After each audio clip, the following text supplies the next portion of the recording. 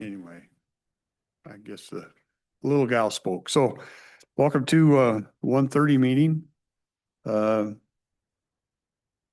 Looks like we want to start with the executive session. Susan, is that what we're talking about? Yes, please. An executive session for acquisition of property. Or 10 minutes is short. 10 minutes, please. Yes. Okay, we'll go right into executive session and get that out.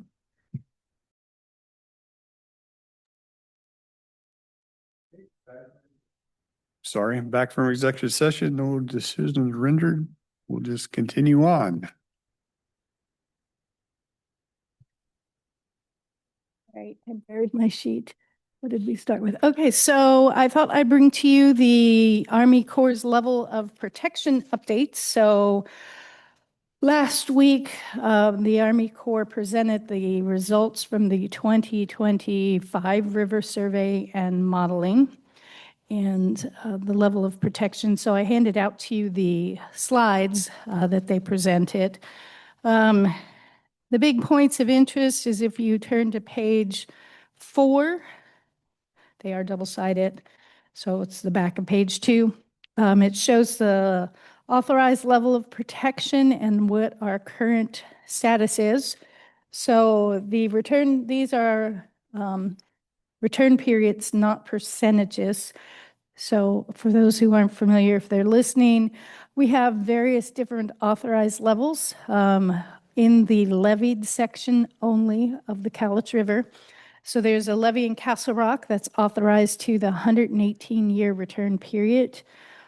Lexington is 167. So then the two levees on the Kelso side are 143, and Longview is authorized to 167. So if you look at the beautiful graph in the lower portion of that page, the Longview has consistently been running at 500, greater than 500. The Kelso levee has hovered around there the first few years. It dropped below 500, but it's back up to 500. Now the Castle Rock and the Lexington level of protections have bounced around quite a bit. And since 2022, they have both been on a downward trend. Castle Rock being the closest to their authorized level of protection. It is down at the 133-year return period, and Lexington is at the 201 return period versus their return. They're still above what's authorized, but they are approaching it, especially Castle Rock. But if you look at the dashed lines that the Corps included on there, that is their projection of the level of protection when they complete this dam raise, the SRS raise, which is occurring right now as we speak. The contractor has mobilized out there to start that raise. I think it will be interesting because if you look at the hydrology over the past few years, we have had particularly dry years. So the upper portion of the river has not been flushed out because in Castle Rock and Lexington, the river is still steeper than when you hit Longview, Kelso. So it'll be interesting to see if any of that deposition was flushed out this winter because we had two bigger storm events. But we won't know that until this time next year. So at this time, the Corps at the end of this presentation basically said they are not planning on doing anything beyond the SRS raise in the next fiscal year, besides adding those additional monitoring stations. They do include some cross sections in here, which show what they call minor changes with the aggradation of the river, and they've circled several. Those are on pages 14 and 15 up in the Castle Rock and Lexington reach, and River Mile 12.65 and 12.23. For those who aren't familiar, they measure River Mile from the mouth, which is 0, and head upstream. So that's whenever you hear us refer to River Mile, Kelso Longview is down low numbers and Castle Rock is higher. So on page 17, they talk about ongoing and upcoming activities. The 10-foot crest raise, which is currently ongoing, but they have a 2-year construction window, but they're hoping they actually complete it in 2026. The contractor apparently is working 24/6, I believe they said, a 24/6 schedule, so on for 24 hours, 6 days a week, to try and get this done in 1 year. They are in the process of finishing up their RFP for their 2026 monitoring for their LiDAR and the hydro survey. So they tend to do that in August, September, when the river level's the lowest, so they can get the most accurate information. So Susan, because you understand their thinking and the verbiage, help me understand a couple of things. Why are we raising the crest at the SRS? Because currently they call the river has reached what they call a river run, so that it is no longer, so on the lowest flow days, there is no additional storage. So it's at the straight grade. So the bottom of the river channel is at the top of the weir. So their thoughts are they raise that level up. Only high flows will flow over besides the diversion for the fish weir, so that the water has to sit there and we will settle out more materials. And so we'll only be releasing clearer water from the top. And currently, isn't it only 13% effective retaining as far as the sediment goes? Yes, that was what the statistic they gave us. Yeah. So 87% of that sediment is going over that dam right now. Yes. It's coming out of the water. Where does it go? So it depends on the flow within the river. So in the upper reaches where the grade is steep enough, it gets carried down. And then once the Toutle hits the Cowlitz, the velocity slows down. And so you'll start. So if you flew a drone or you were in a helicopter at the mouth of the Toutle where it hits the Cowlitz, you can see the difference in the color of the water, because the Toutle water is much muddier, for lack of better description, than the Cowlitz. And then you'll see that plume start heading down the river until it gets fully indoctrinated. So the heavier materials start settling once it goes around that bend in the summer season when it's lower flows.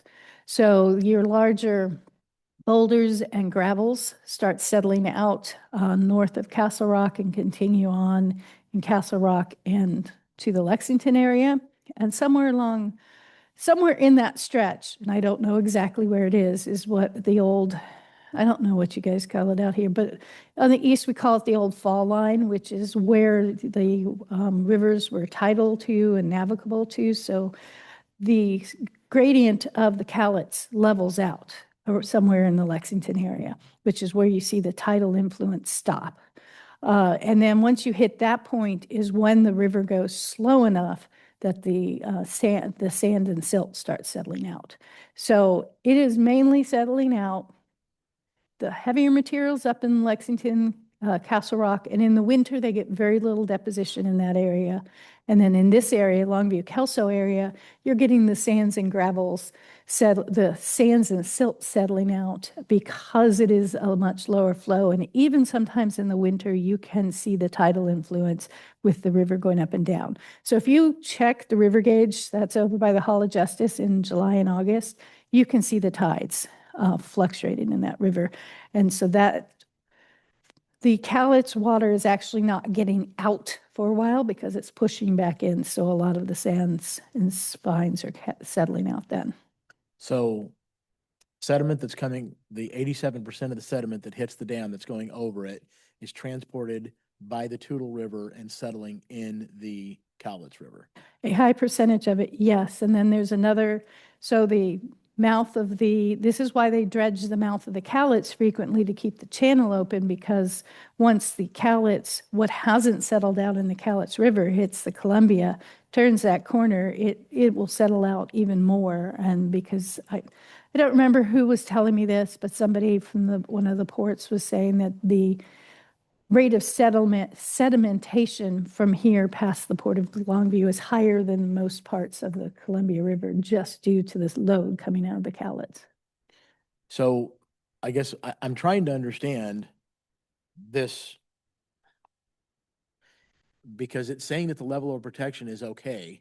And I don't understand how the river's capacity is not being implicated by the amount of sediment that's in there and its ability to hold water during a flooding event.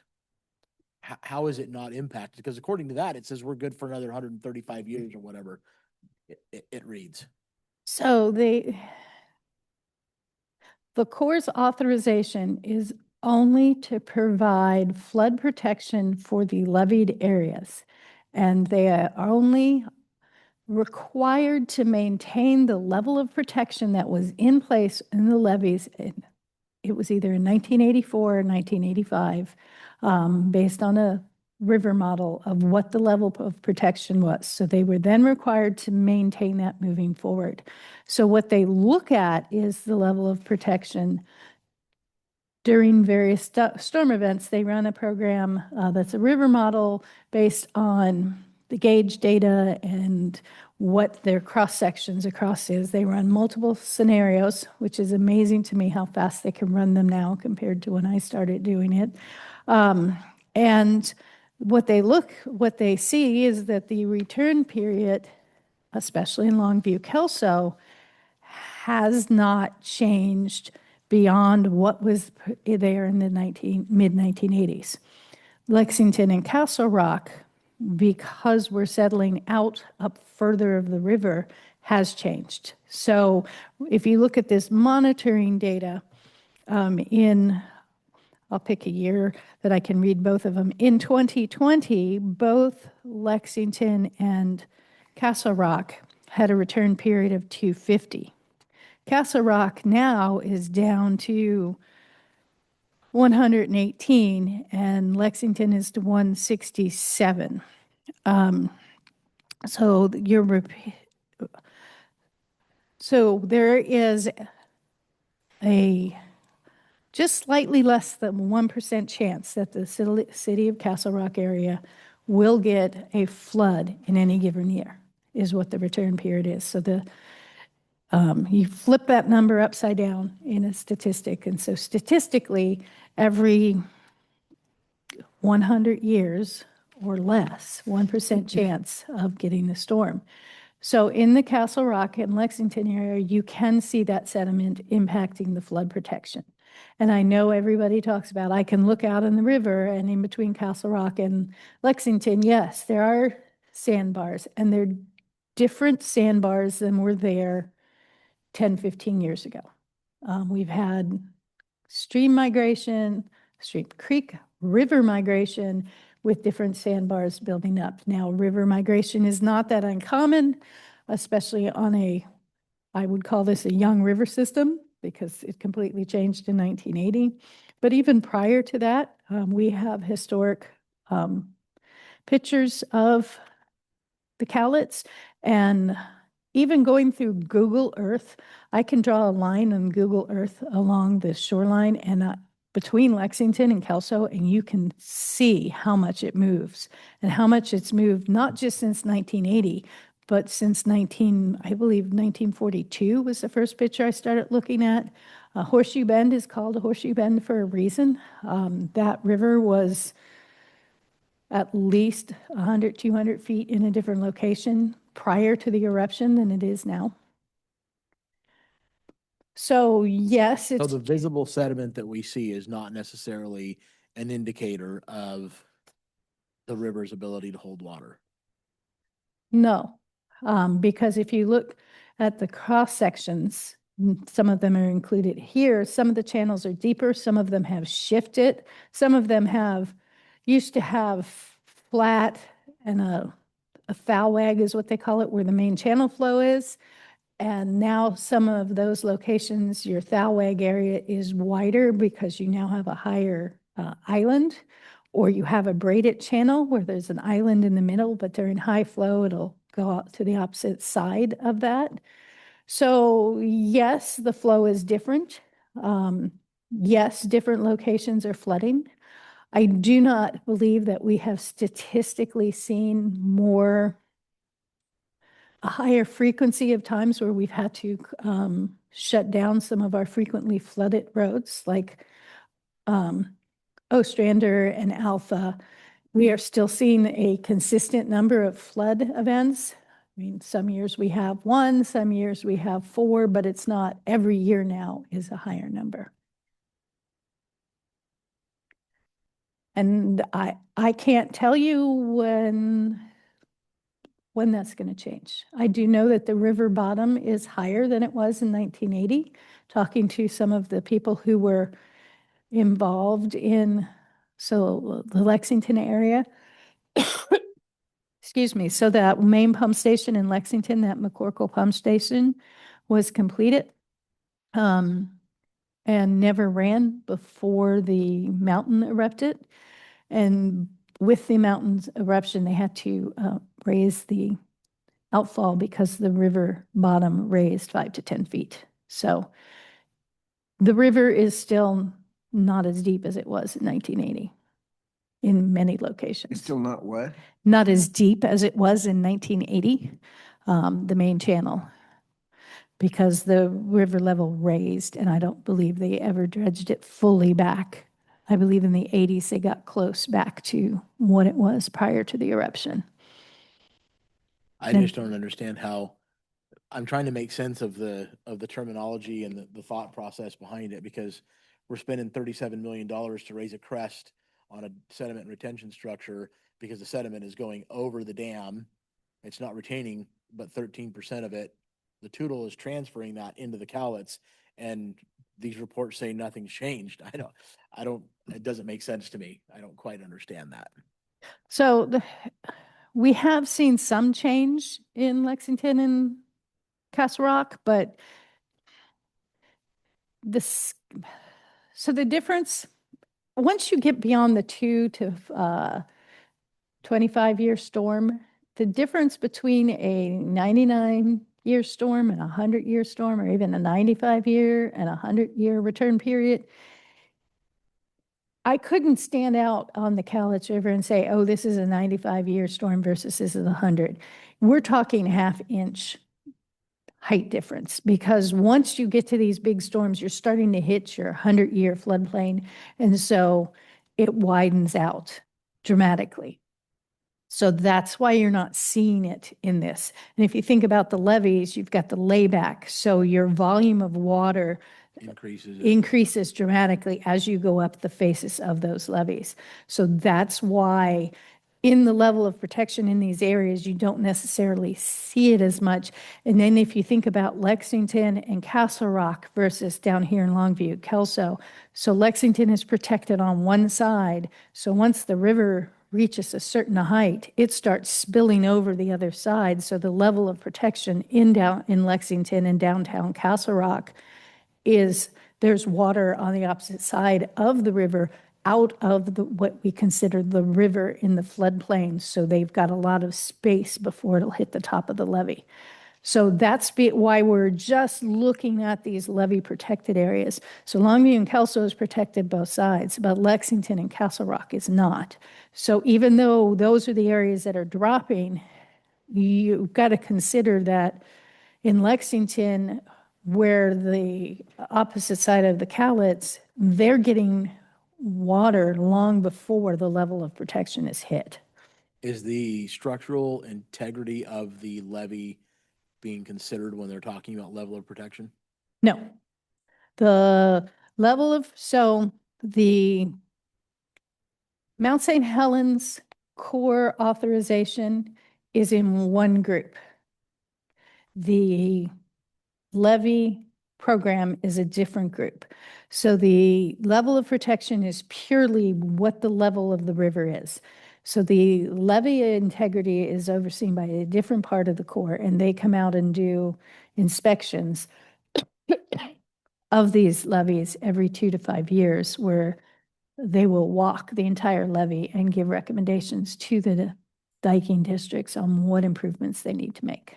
And that's one of the sources of funding that we're looking into to repair the levee, because it's different from what the Corps' responsibility Yes, is. it's in a different thing of, that's in the levee works in those missions, where that pot of money is versus the Mount St. Helens pot, which is an operations and maintenance function versus the levee system program. Do we know how much sediment or how much material is dredged out of the Columbia by the Port of Longview now compared to what it was pre-St. Helens eruption? I do not have that number, but I can ask the Port of Longview what kind of number that they have, if they have a number of that on that. I guess the other thing, as far as river volume goes, a river that I could drive a boat from the Columbia River to Castle Rock, you take a river bottom that's 20 feet wide and it's 10 feet deep. So you got 200 cubic feet, for example. And now all of a sudden you fill in that 10 feet deep. And now you got to be 400 feet wide and 4 inches or 6 inches deep to have the same volume. Consequently, that water running from bank to bank is eroding the levees. It's eroding the banks, whether they were intended to be a levee or not. The stuff that the Army Corps of Engineers put out on the banks with the idea that they were going to protect and stuff, it's coming back into the river because the riverbed is full of ash or full of sediment. I don't care what it is, gravel, rocks, boulders, logging trucks. I don't care what it is. If it's filling in that old river bottom, it's pushing the water up and out. And to say that it's got the same volume of protection that it had pre-St. Helens, I don't believe it. They haven't raised all the dikes that much. I don't think they raised everything, all the levees that much after the eruption. Maybe they did. Did they raise all the levees from here to? So so the original agreement in 1984 was between the state Drainage Improvement District number 1 and CDID number 3. They raised North Kelso and South Kelso levees. I know there was some work done prior to that on the Longview levee. They've done some work on the Castle Rock levee, and they've done work on the Lexington levee. I don't know exactly what they did in Longview and Castle Rock. I know that they've raised the Lexington and the Kelso levees post-eruption. You know, by how much they had to raise it or did raise it?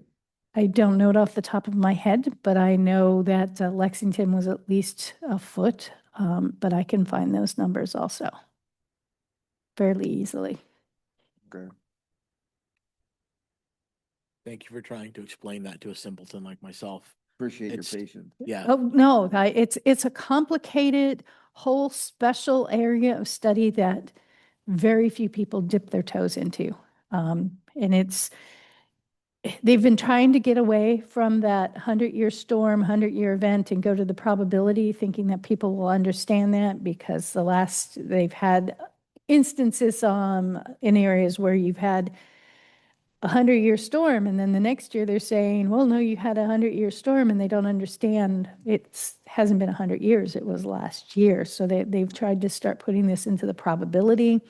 For those of you around in 96, they talked about originally that was going to be a 100-year storm, but then they got more data and they lowered the level of storm. So even what we call a 100-year storm in 1985 is not a 100-year storm in 2026. And what we call a 100-year storm in 2026 might be different next year. Because as they gather more data, they average it all together and it will change How often do they do these LOP updates? annually. Well, except for a stretch of years where they were not. So from about 2014 to 17, I think, maybe longer, the Corps was not funded. So there was a year where the county was going in with the districts to pay for it. And we got as far as I had the RFP written up for the bathymetric survey. We had agreements in place with the 2 of the districts already. And the Corps finally said, no, you can't do this, and found the money to do it. And ever since then, because this board has been lobbying, we need this, we need this. It has been funded ever since, but there were quite a few years, there was 3 or 4 years where there was no data collected. Don't I remember, winter of 96, November, and then again in February, didn't they title both of those as 500-year storms? I physically was not here, but I have heard that they were both tagged as really high storms and that they've dropped since then. So what they originally tagged them is not what they call them now because of the additional data that we've collected over the years. Well, I can't, And then, for being down at Willow Grove and seeing the water in the Columbia River within about 2 feet of being in Willow Grove instead of Mhm. being in the Columbia River. yeah. And then there's also a difference between a 100-year rain event and a 100-year river event because of, it may rain a 100-year event, but you might get more river flow if you've had a snow event and then a rain event on top of it. And where it rains in Randall, if it rains more in Randall, and then here we'll have a higher river event than we will a storm event. So that is another thing, that there's 2 different type of events. There's the river event and there's the rain event. And is the tide affected, would that be considered part of the river event? Yes, the tide will impact, especially Willow Grove, and then the lower Cowlitz has the biggest impact, but the biggest impact's Willow Grove for the tides. But the Columbia isn't quite as flashy as the Cowlitz. So Cowlitz gets more direct effect of the rains. Actually, the river in town here that gets the highest effect of the rains is the Coweeman. It will go up really fast sometimes, where the Cowlitz is coming up much slower.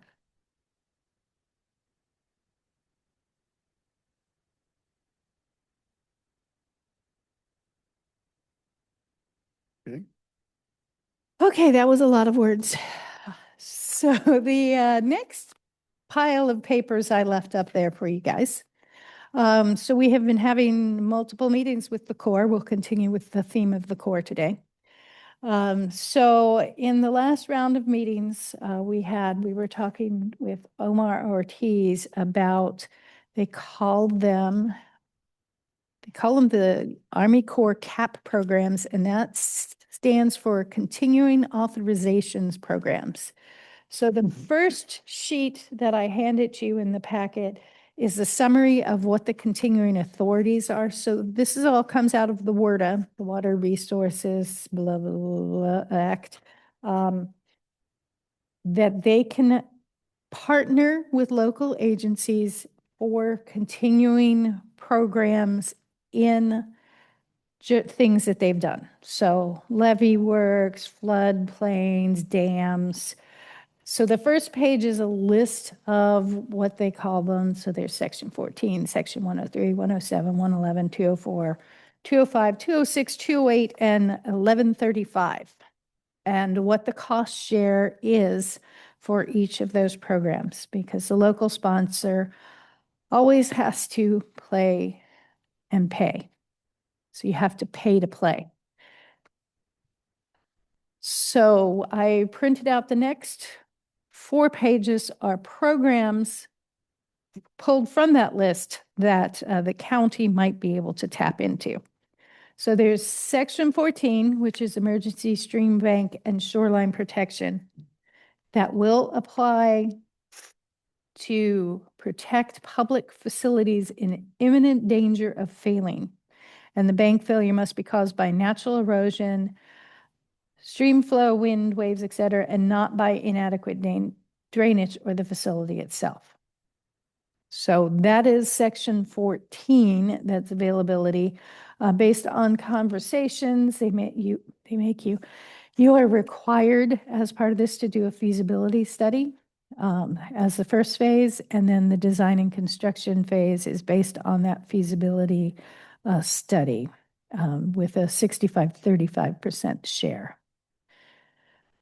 So based on a conversation that I had with Omar, the feasibility study takes you 1.5 to 2 years.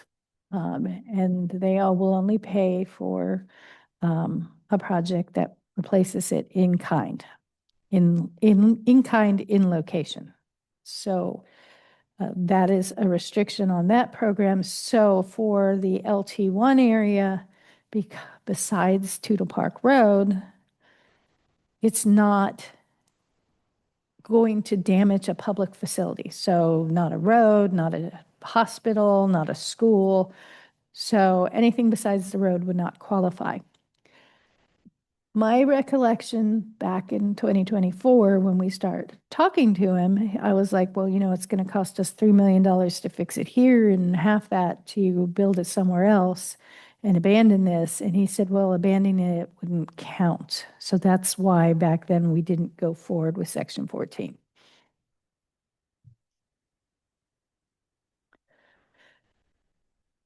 So the fact that it's taking the road is not enough of a qualification.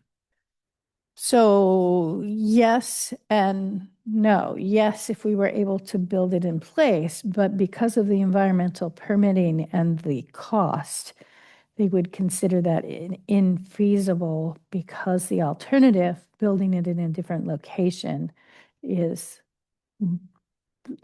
less environmental impact and less cost. And so this won't help us with the building of the new road? No, I will revisit that with Omar, but I'm pretty sure, especially because we're as far down the road as we are, that they would consider that a no-go, unfortunately.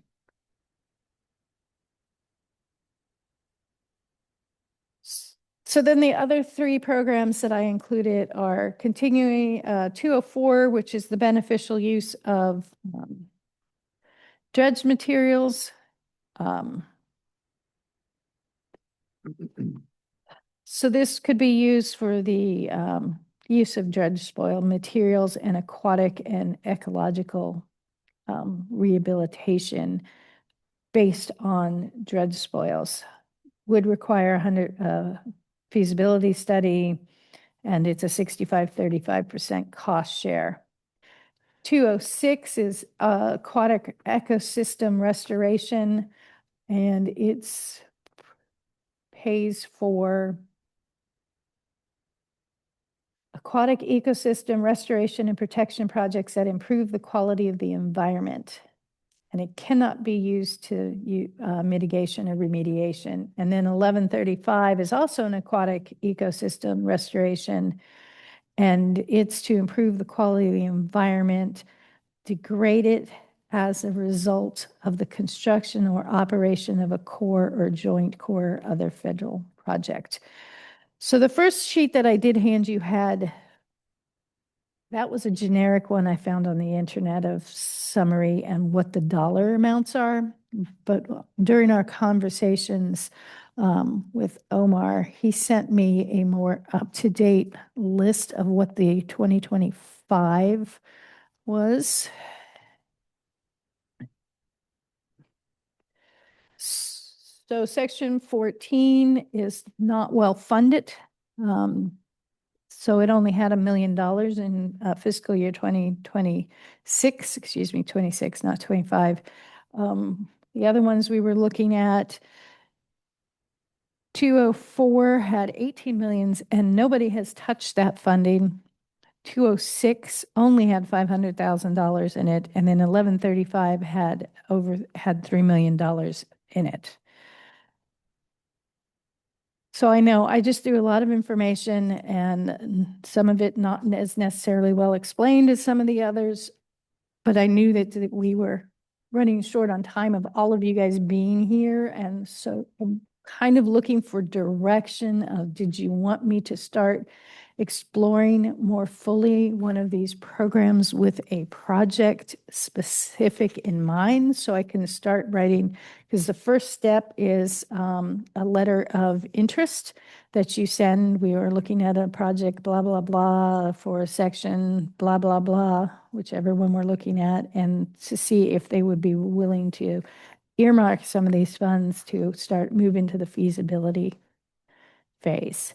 And then knowing that if we did move beyond the feasibility phase, that it's a 65-35 split on most of these programs, that we would have to find from the general fund somewhere a way to pay our portion of the project. So Susan, would the section 14, would that one qualify with the issues that we're having with the dike in Lexington? Would that particular, isn't that one what this one was also for? The restoration of that dike? So that was that's public law because it was not, because it's Patrick reached out to the Corps, and because it's I'm trying to get the words straight in my head. Sorry for closing my eyes, but I'm seeing the words flow. So that's under Public Law 84. Oh, now I forgot the rest of the number. Because it's an existing work of the Corps, and it was noticed, and it's not the Lexington, it's actually right up here on this Kelso Dike between the two districts. Because it was noted in a inspection, not a direct storm effect, because it's been a maintenance issue, it doesn't apply. The Public Law 84 for emergency repairs does not apply, so that the districts have to pay for it out of their maintenance budgets, is what we have received back from the Corps. And I do have that in writing in an email if you are interested in seeing the response to that. And I can do more reaching out on some of these section 14, because there was also another one when I was reading through this. Vanna needs to keep me better organized. She didn't realize that was her job.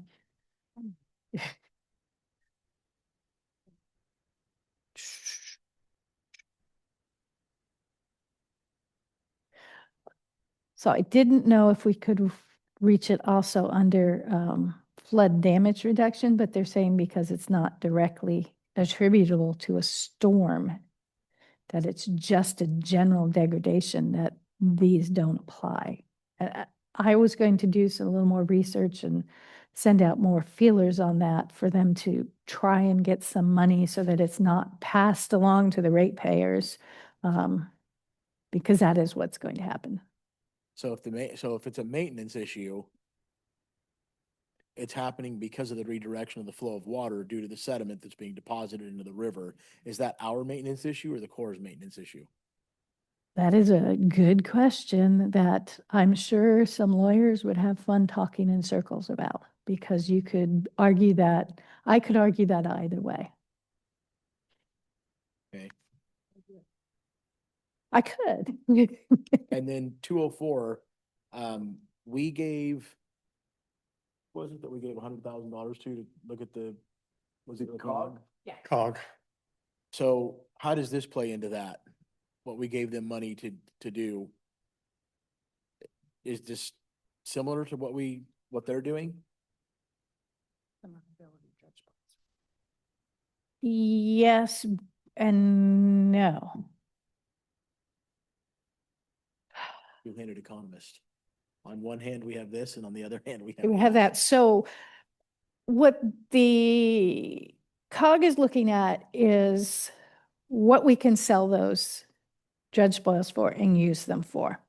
What this is looking at is, and they called it beneficial use of dredge materials. And then I started reading the description, and it sounds like it's an environmental restoration that you, let's say, the island down here, where A lot of new ones. this one where they put a lot of dredge spoils at the mouth of the Cottonwood, Cowlitz. Something. So let's say that somebody decided, once they put the dredge there, let's replant it, make it this great wetland native habitat. So now we're using a beneficial use of the dredge spoils by doing ecological restoration. That's how I read section 204. So where we displace the spoils is what it essentially is. Yes, so that we are then now making it ecologically habitable. Because they call it to implement projects for the protection, restoration, and creation of aquatic and ecologically related habitats, including wetlands, or to reduce storm damage to property. In connection with dredging for the construction and operation and maintenance of an existing authorized federal navigation project. And that word right there, navigation project, is what will limit us from, and being able to use this money for LT1 bank stabilization, because that is not a navigation project. It is a federally authorized work of the Army Corps, well, because they did the dredge spoils and put it there. So that's the question. Can they waive the navigation and Section 204 apply to some bank stabilization on LT1? Because bank stabilization, you could argue, is ecological reestablishment out there. So we might possibly be able to use this in the future when we're talking, when the Cowlitz is going to be dredged, as far as the location where those spoils are going to go. Yes. And we could also potentially, maybe with further conversations, use one of these 204, 206, or 1135 for some bank stabilization up on LT1 or LT2, all of those ones that we have up there on the Tootle to help aquatic habitat and keep that from going back into the river. Okay. And then the 206 and the 1135 were with regards to the mouth of the callus with regards to the fish and what was going on there, correct? Correct, where you were talking about how because of the way it's channelized and they're in the narrow channel, that could be something that could be explored with one of these, yes.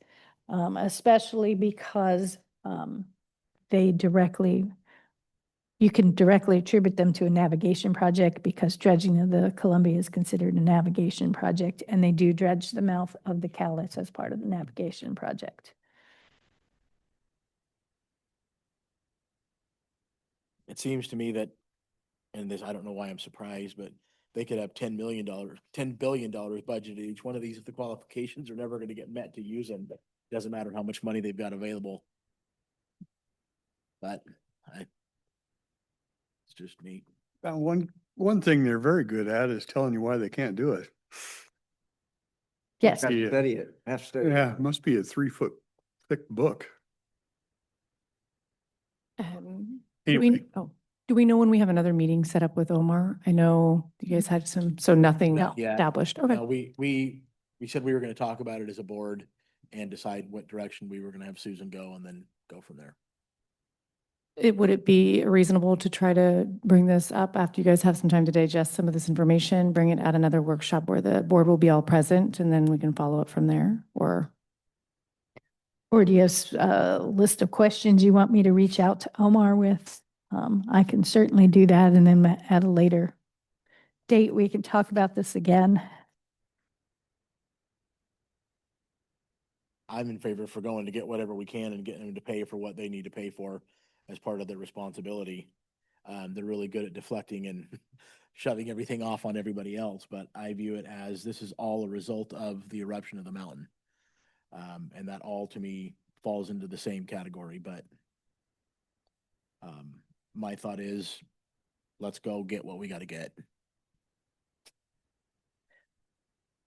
So I will create a summary for you guys of the programs and possible projects and come up with some questions, send them to Omar and bring that information back, what I can, because I'm getting the feeling we want to be looking at shoreline, at LT1, something at the mouth, and then seeing what we can get for floodworks protection.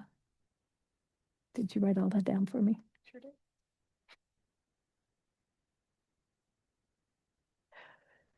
I had one last thing, still in the same theme.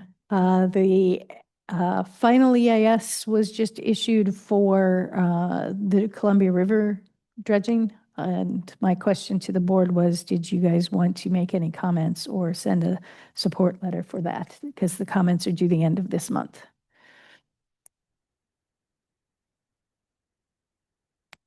Have you gone through the The report? and read it? dredging. Or to keep the channel? Yes, the dredging to keep the channel. I have not read the report. It was just issued on Friday. I'm not that big of a speed reader yet.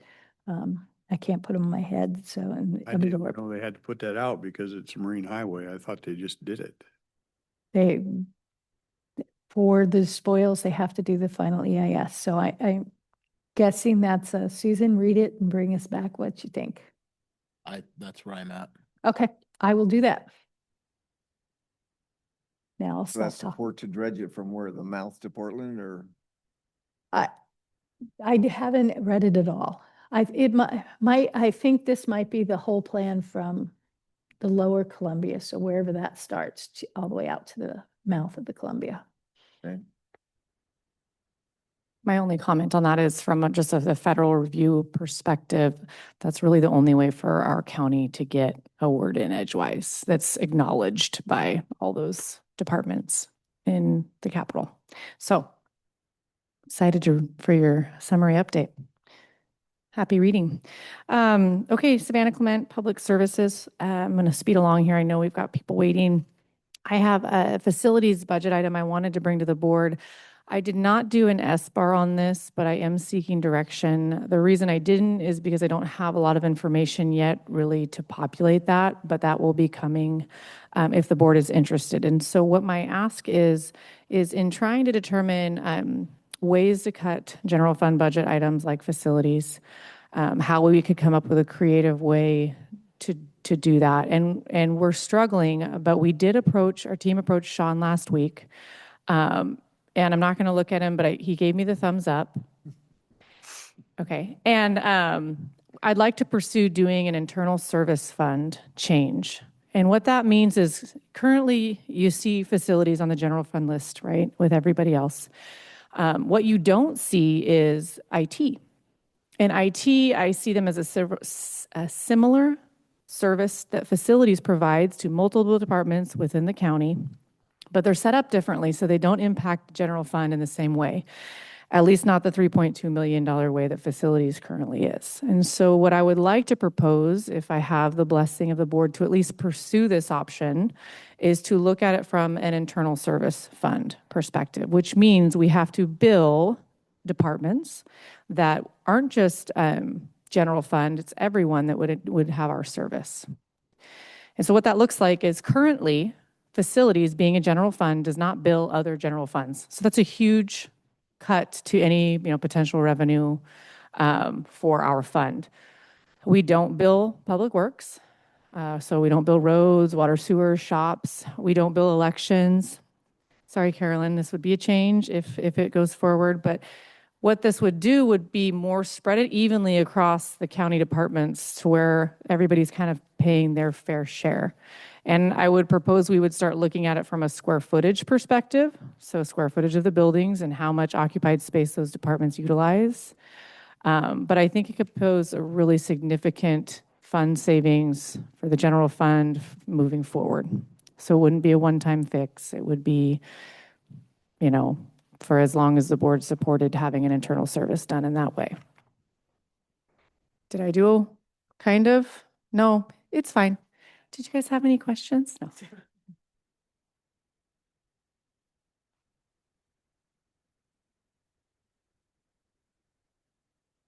John Rowie. Thanks, Savannah. So Public Works brought this up last week. We still have a lot of legwork to do, especially involving legal to see if it's something that's even possible. And then really hashing out fine details. So it's very early, but possible.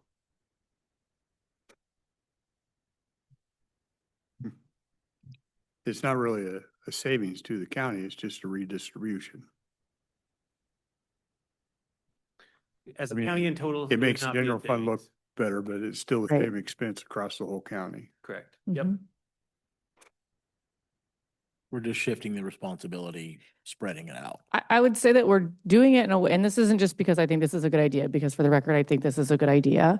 But it would be charging the departments who don't currently have the responsibility to be charged or are getting charged, but are utilizing that service. Like roads is a great example.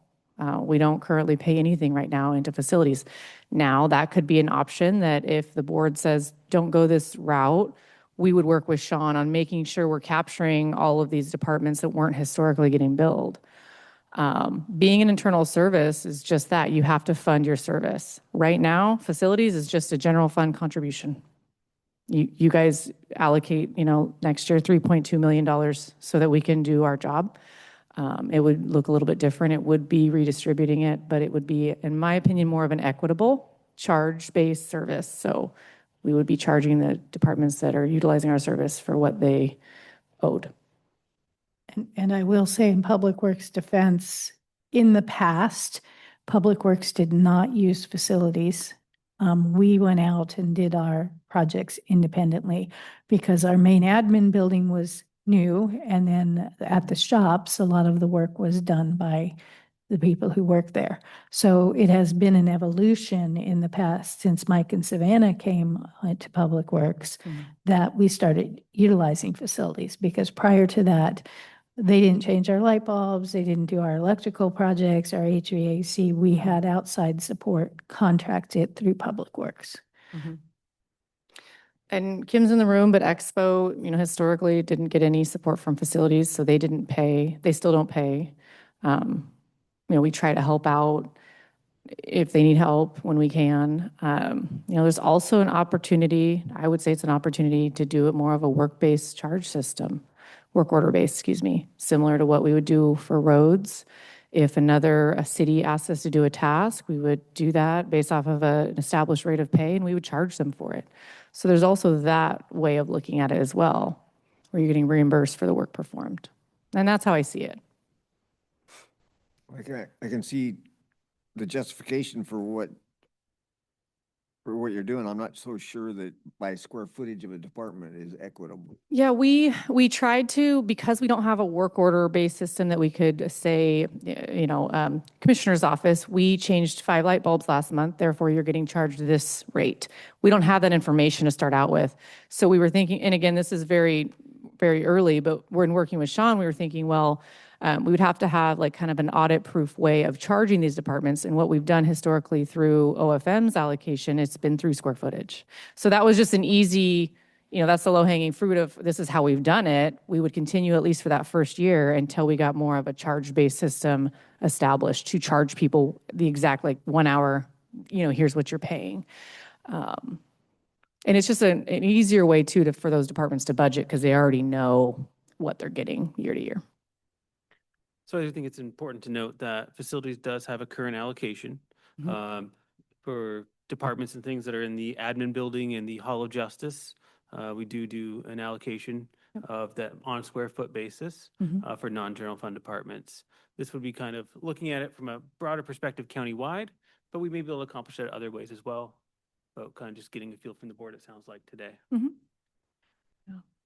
So a good example, and we hear this kind of people ask us a lot, why is DEM, is a good example, paying XYZ amount a month or a year in janitorial? Well, that's just the bars line that it comes out of. But really what that is it's their portion of the Hall of Justice expenses.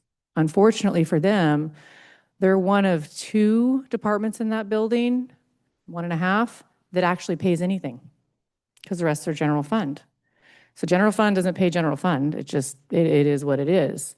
And so again, it's a way to look at that in more of an equitable. And so what department in this building picks up their square footage for the allocation? Pop quiz. Off the top of my head, I believe IT, noxious weed, EHU, and building and planning. Part of them because they're split. So that gives you kind of an idea of just this building alone, who picks up costs and who doesn't. So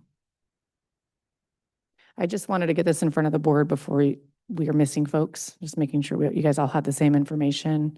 I'd love to work on a little bit more with Sean and come back with some actual numbers and a situation that you guys could look at in front of you, if that's okay. Sure. Okay. Yeah, I'm good with it. I'm gonna look at it. You bet. Yeah, yeah, we'll get something together to at least have in front of you guys the next time you're all three back. Okay. If there's no other questions on that, thanks, Sean. Talking a little bit about animal control. We have been meeting weekly with a small team to move forward on this project, which again, just for reference, is looking at another building that the county owns, which needs some work. And we recently got a couple bids in to give an idea of what the cost of that scope would be. We had a low bid and a medium bid, and I'll go with the medium one. It was about 150,000 to get kind of what we would need in that place to get it running for an operable kennel. And so I wanted to make sure I brought that to the board to give you guys kind of a frame of reference for the cost. I anticipate it will be a little bit more than that with fixing the roof and fixing some of the siding, but I don't anticipate that it's going to double the cost or anything like that. So we're still working on getting the roof and the siding quotes in, but that would be for concrete aprons, lean-to, kennel, water, sewer, any, I don't think it'll need any electrical upgrades that I'm aware of. So that would just be the building itself. The other item that we worked on, the city of Longview has been really great to work with. They're actually bringing those zoning requirements in with their planning clearance process for us. So they already have that established and set here in the next, I think, 4 to 6 weeks with a public hearing on other items. And they're going to actually roll that zoning request in with that process, which will be good for us.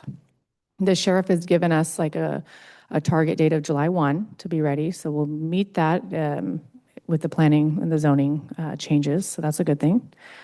The other item that we have is we do have a rough design, and by rough, I mean really rough, because it's my hand-drawn design that we finally kind of got the blessing of the sheriff and others on our team. So we'll be moving forward with that.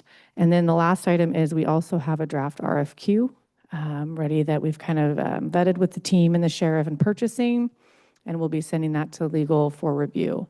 And what that is a request for qualifications for nonprofit partners to take animals after they exceed the 72 hours or the 14-day hold. So that's a lot as well, but I wanted to make sure I gave you guys an update on those items because we are moving forward on that still.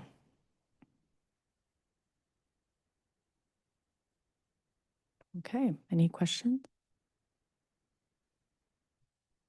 Okay, and that is all I have. I do have a quick question, kind of a Sure.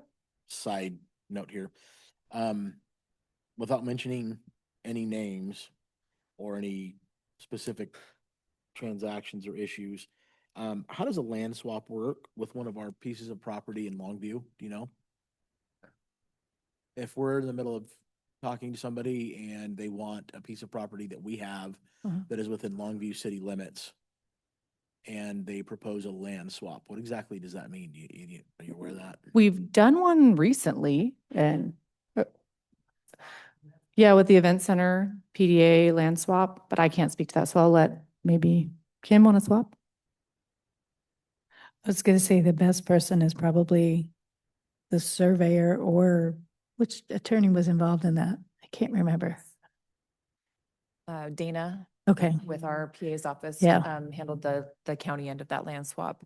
And basically what it was when we swapped equitably equal property on the backside of the event center for property within the event center. And there was economical gain, or I don't remember exactly what the terminology was, but there was gain. So there was a reason to do it. There was a gain by both parties? Correct. That was done in 2017, I believe that was finalized. Could probably go back through that information from that time. It is still, the land is still swapped. There is a sunset clause. So if the property isn't utilized for what it was swapped for, it will revert back. Okay. I had a quick question on the Humane Society. I've not been following that. Is there a plan for large animal? And the reason I ask is because currently there's a couple of horses in West Longview that are being held by a private citizen that are I don't have any information as far as large animals go. The direction I have is to work with our minimum requirements by law, which is essentially public health and safety and dangerous.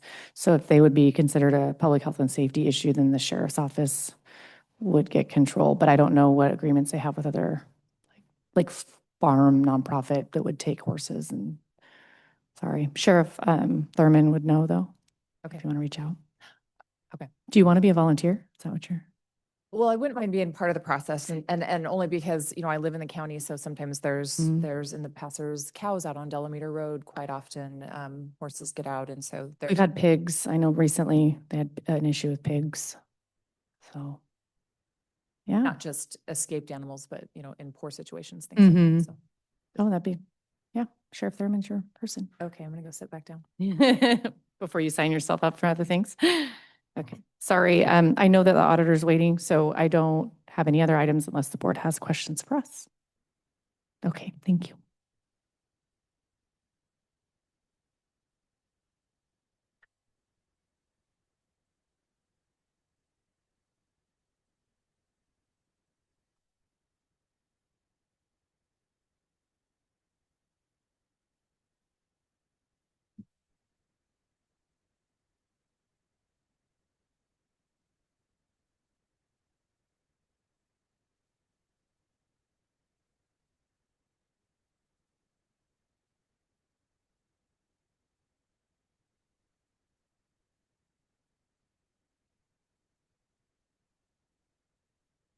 These update meetings are somewhat new, and so I never know how much information to bring.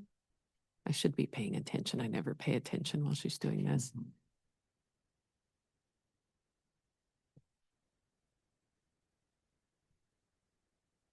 That works. I never know what necessarily to include, not include, and I'm just going to say blame Rick Dahl. I met with him yesterday and he encouraged me to bring in to this meeting. Sorry to everybody that's now sitting in the audience. It's my turn. Okay. So those that don't know, auditor's office is made up of 5 very, very small, completely unrelated divisions: accounts payable, payroll, licensing, recording, and elections. And you're getting an update on all of those divisions today. So accounts payable and payroll, right now, we are in the middle of our financial statement period. It is progressing on time. We have a May 30th deadline. Our annual audit with the State Auditor's Office is scheduled to begin the 1st of June. No break at all for Kaylee. Our auditor service billings are being prepared this month, and they'll be distributed to the departments in June. And also mid-year grant worksheets are sent to departments in June. That's super helpful. A lot of our findings typically revolve around grants, and that mid-year check-in is a really good opportunity for departments to get some help from us before it's too late for an audit period. And lastly, we're currently implementing PeopleSoft changes to comply with the requirements of the One Big Beautiful Bill. And it sounds like completion is scheduled for June. So unfortunately, we won't be able to retroactively capture the first half of 2026 of that qualified FLSA overtime. That will have to be calculated manually. It is what it is. I'm really just fortunate that we're moving forward with PeopleSoft and have a solution in place moving forward. And I want to give a positive plug here. I can say that we have never received this level of support and communication with PeopleSoft. So it's a huge relief to see progress being made. All the kinks have been worked out, like the ones that we had previously with people's W-2s. We're good to go now. Yeah, the vendor that we're working with is collaborating well. Communication is working as it should. All parties are involved and there's like finally progress moving forward. So while we can't go back and make up for that time that we lost, we're kind of in a position for 2026 where there will be some very manual reporting. I'm still just happy to see that 2027, we're going to be in the clear until the next mandate comes down. So licensing never gets any love. I wanted to share just a quick, brief history on licensing before our newest board members came. The auditor's office is considered an agent in contract with DOL.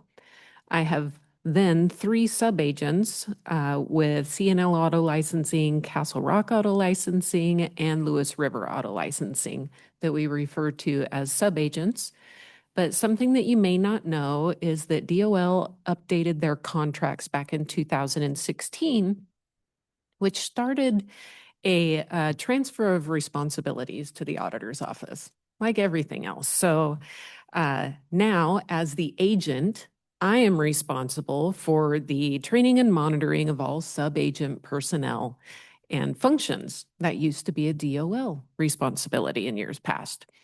So that contract change happened way back in 2016. We raised a pretty significant stink, and it took them a really long time to enforce it. It finally went live this year. But in those years, I gained a licensing and recording manager. That's why we took on an additional sub-agent, which was Castle Rock Auto Licensing, generating additional revenue, which offset the cost of that recording manager. And that recording manager, licensing and recording manager's duty is to perform the ongoing audits and monitoring for DOL that's required in those contracts. In fact, we just started the first of those 3. It's in progress. So I wanted you to be aware that the county collects the same amount of revenue regardless of where the transaction happens, so long as it's in the county. So it's like a balancing game. I have to maintain a certain amount of certified staff that's capable of performing that ongoing training and monitoring of our sub-agents. However, it's not a mandated duty of mine, right? So I bring it up because licensing is where I am cutting for my budget cuts. We will be eliminating a position upon a retirement. So the public generally will see a reduction in services. It's kind of a training for me to try to train them to visit our sub-agencies. The county won't see a loss in revenue, but if you come into the county to renew your tabs, you may see longer lines. So on the topic of revenue, I wanted to bring some of our latest revenue reports, which we send to OFM each month. So I know that you've likely seen this in the past. I brought a month-to-month licensing revenue capture since 2023, but I wanted to point out if you can spot the recent increase in revenue. This is a result of a legislative fee increase with a $1 filing fee increase effective January 1, 2026, providing the county a pretty good boost in revenue. This particular fee has remained fairly stagnant for the last 20 years. So it's a very small increase at $1 compared to the numerous DOL fee increases over the last 2 years.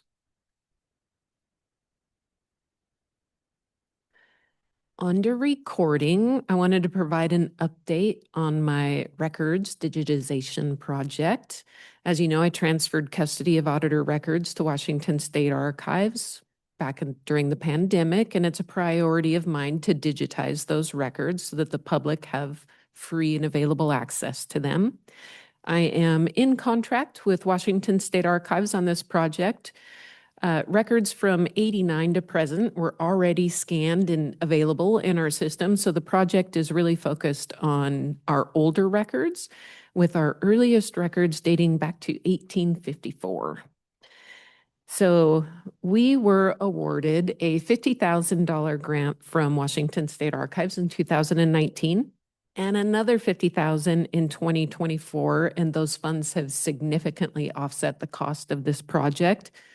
But it has been much slower than I anticipated. Unfortunately, that was due to the pandemic. Some offices or whole state departments just disappeared. And then after that, there was some significant staffing challenges. So it took us almost 2 years to make it through the first $50,000 in grant funding. It's been a long time. All that to say, I am very impressed with the quality. This project goes beyond just digitally imaging. This is indexing. So indexing is the most labor intensive and costly part of the project, but it's absolutely essential. It's the piece that allows the public to search for a record. So they're tying terms like grantor, grantee, parcel number, address, names, things like that, that people identify the records under. Otherwise, they'd be almost unsearchable, right? Because nobody knows what an AFN or an auditor file number is, and you certainly don't have it memorized. So that level of detail makes a difference in making it available for the public. And I'm happy to announce the project is nearing an end. Archives is currently putting together the final series of our records so that the public can easily find them on the Auditor's Public Records search on the website. And I would not talk about recording without providing you some recording revenue and updates. So this doesn't mean a lot because this is recording revenue for state and local combined. It's a lot of money, but that the county technically doesn't see. Just want to make sure that you are aware of it, but I really want to focus on local. So this is a breakdown of the local revenue. And again, you may notice an increase kind of beginning in late 2025. More legislative changes. It can be attributed to HB 1858, which took effect in July 27th, 2025. It eliminated exemptions on certain loan-related documents, assignments, substitutions, and previously recorded deeds. Eliminating that exemption on those documents created a jump in fees from $18 for the first page to the full fee of $303.50, creating a lot more revenue. And everyone loves visuals. They speak for themselves. This chart illustrates the allocation of the full recording fee of $303.50.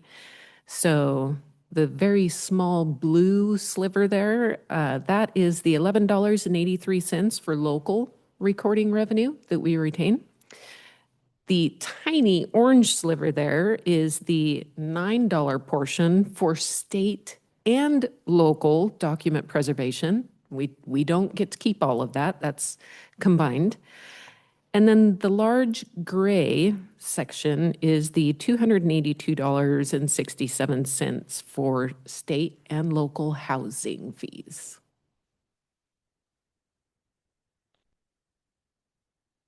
It doesn't stop there, though.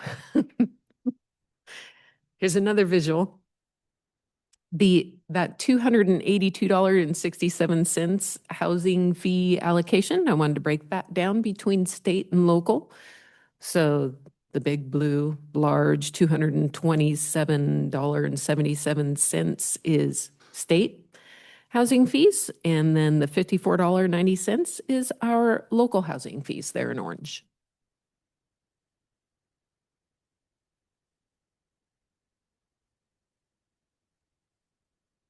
If you don't have any questions, I'll move on to elections.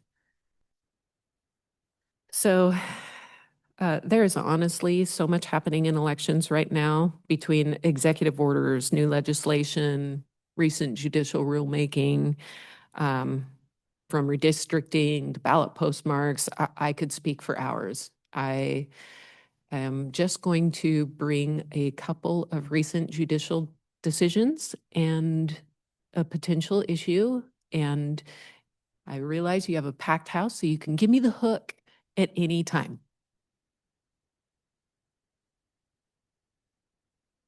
Okay, you're looking at a design proof of our ballot mailing envelope. I struggled on whether or not to bring this to you today because this ultimately may or may not affect us. However, I decided I wanted it on your radar. So a little history. ESSB 5890 passed in 2024, creating a statewide uniform ballot envelope design. Based on research, variations of envelope layouts across counties contributed to differences in signature challenges, cure rates, and voter confusion. So the bill mandated that county auditors create one uniform envelope design, and it's to be in effect this 2026 primary. So the state formed a work group, and after a year of working on it, they finalized an envelope design earlier this year. And because design approval from USPS and printing process takes several months, Cowlitz County moved quickly to ensure the new envelopes would be ready in time for military ballots to be mailed, which is next month, June 19th. It's right on top of us. The cost of that printing for the two elections was nearly $65,000. I bring this to your attention because a pending U.S. Supreme Court case, Watson versus RNC, Republican National Committee, will impact our elections process in Washington State. If you're not familiar, the petitioner, Watson, argues that federal law requires ballots to be cast by Election Day, but not necessarily received by Election Day. Their position is that ballots postmarked by Election Day should be counted as part of standard election administration, with states retaining authority over ballot processing timelines.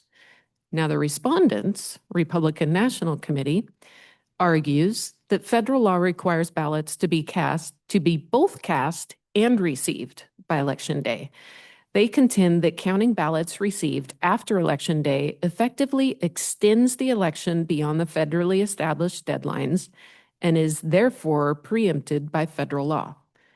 Now, those of you that have served on canvassing board know that we accept anything with a valid postmark right up until the day before canvass, which is 15 days for specials and primaries and 21 days for general election. So in light of this case, county auditors recently met with the Secretary of State, who urged us to remove references to postmarking from ballot envelopes, instruction inserts, online messaging, pending a final decision in this case. The $65,000 in envelopes that I just printed, that this messaging was not on my previous versions. This creates significant concern for me. There is no practical way to reprint these envelopes for the primary. Even if it were possible, it would be difficult to justify the additional cost to the taxpayer for a change that may ultimately not be required. We don't know what's going to happen in this case. Nearly half of Washington's counties are in the same boat that we are in. And at this time, I just want it on your radar because there are no good solutions here. At this point, I think the most feasible option would be to include an emergency insert in the ballot package and targeted press releases, online messaging about the way postmarks are handled. That's about all we can do. Have they given you any indication as to when that's going to settle? No. Yeah, they were hoping June, but I don't know. So this is the return envelope image. This is the one that on the backside the voter typically signs, and you can see all of these envelopes have new required postmark language on them, which we did not have in the past. just one of our many issues. Another one, big decision last week. If you're unfamiliar with this case, the Louisiana versus, I'm not exactly sure how to pronounce it, Callius. Louisiana has 6 congressional districts, and Black residents make up roughly 1/3 of the state's population. After the 2020 census, Louisiana initially adopted congressional district maps with only one majority Black district. That map was challenged in federal court and found to have violated Section 2 of the Voting Rights Act. In response to that challenge, the state adopted a new map in 2024 with a second majority Black congressional district. That map was then challenged in this Louisiana versus Callius as unconstitutional racial gerrymandering. So that decision came last week. The case has become a broader test of how the Voting Rights Act of 1965, which prohibits voting practices that discriminate based on race, color, or membership in a language minority group, interacts with the constitutional limits in racial gerrymandering under the Equal Protection Clause of the 14th Amendment. In short, on April 29th, the U.S. Supreme Court, in a 6-3 decision, barred the state from using the 2024 map in future elections. Why does this matter? Washington State has 2 current cases ongoing right now related to its own redistricting maps. While this decision doesn't immediately affect our cases, it will definitely influence on how the courts evaluate them moving forward.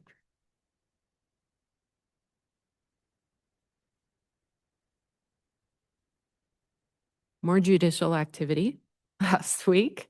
Senate Bill 5974, which passed in this year's legislative session, added several candidate qualification requirements for county sheriff. You may be aware. We just received an update last Thursday, actually, on the case in Spokane County Sheriff John Knowles versus State of Washington, that the Thurston County Superior Court issued an injunction on those requirements. And this ruling came literally days before the official start of candidate filing week, which started yesterday. So none of those rules in that legislative bill 5974 are in effect for candidate filing.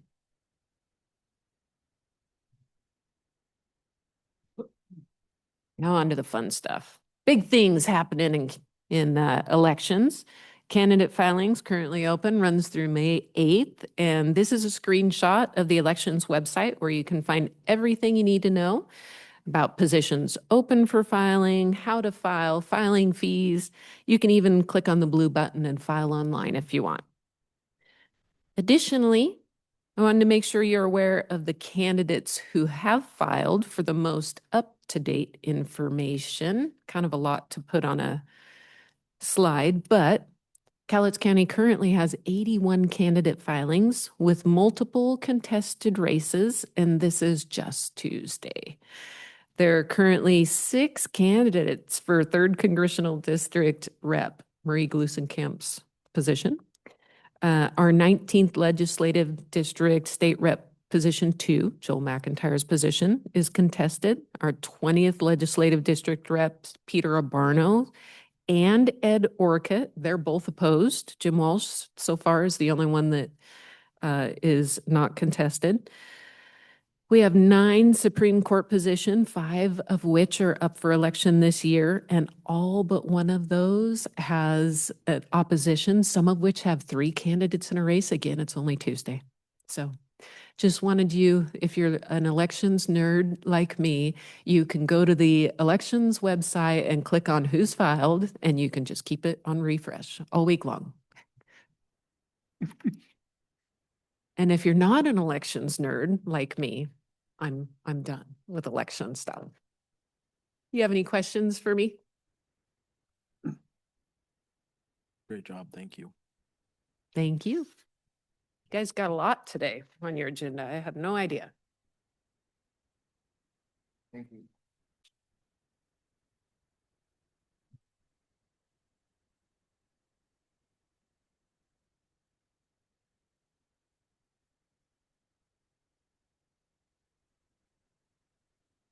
Afternoon, Commissioners. How are we today? Great. So today, this afternoon, we have our second meeting, we'll call it, for our rural development applications. Once again, it's time to ask as many questions as you'd like to get informed about the projects. At the end of these presentations today, we'll have seen everyone who has applied for these funds. Any decisions can be made at that time if you prefer. But first up, we'd invite Fire District number 5. Wherever you prefer.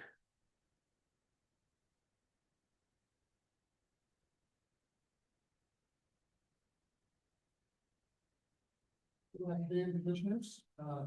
Thank you for being behind on your schedule because I was going to be late due to a lifeline call. So I apologize for that, but thank you for being late. And thank you for the opportunity. My name is Dick Lexo. I'm the Fire Chief for California Fire District 5. I've been with the agency 37 years and I've been with the county 37. I was here last year. Thank you very much. We did put in a request last year and we were successful, knocked out. So being that we were here then and in 2021, I actually wanted to give a little historical overview. Commissioner, do I just say next? Next. So again, with since 2021, the grant program is graciously given us up to $250,000. There was a $200,000 in 21, $50,000 last year. That has been based off of our strategic plan where we identified 3 main components, which originally was developed in 2012, redone in 2017, and refreshed in 2022. But again, 3 main primaries were apparatus, facilities, and personnel. And out of that, we have, is it not working? How's that? Is the light on? I'm sorry. Yes, it is. Okay. Okay. Do you want me to rewind or are we good? You're good. Okay. So with that, we have been addressing the strategic plan key components, which is apparatus, personnel, and facilities. You'll see that since 2021, and I will update that to actually since 2024, we do have 2 new apparatus on order. One is scheduled to arrive this coming August. The second one is scheduled to arrive next June. We have hired 3. We hired 3 more staff in 2025. We added a part-time staff this year.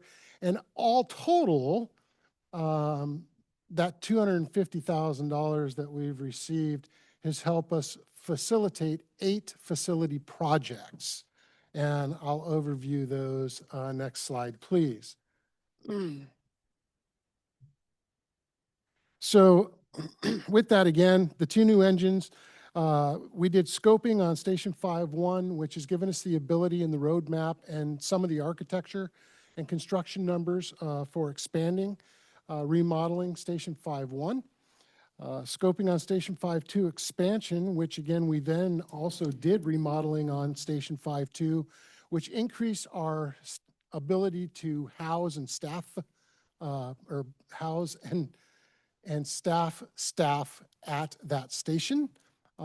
We can hold up to 4 at 24 hours a day at that station, which we currently could not, or historically could not do. We installed standby power generation at Station 5-1. Currently, and you will see that in what would be my left, the screen's left, currently we are in the process of the expansion of our shop facility. Excuse me. It's 3 more bays, which allows us to increase our fleet. So what we're doing with the addition of the 2 new apparatus, we're retaining one, which gives us 1 reserve apparatus, which we've never had before, which gives us more continuity of operations, but it also assists in our Washington Survey and Rating Bureau rating, which lowers our rating, which then lowers our constituents' insurance costs. So that's current. That is expected to be completed by July 14th of this year, and we will occupy that. The next is the training grounds, which would be the far right photo, which is what the $50,000 was put towards last year. Again, we came in saying it was shovel ready. We're here to show you that the monies that you have allotted to us over the years, all of the projects and all of the goals that we set forward have been met. Currently, as you can see, the slab is down, the containers are in place, and we are now working on actually fabricating those into working mock buildings for the training component of agencies throughout the county. And then last but not least, we did actually acquire some land for future development.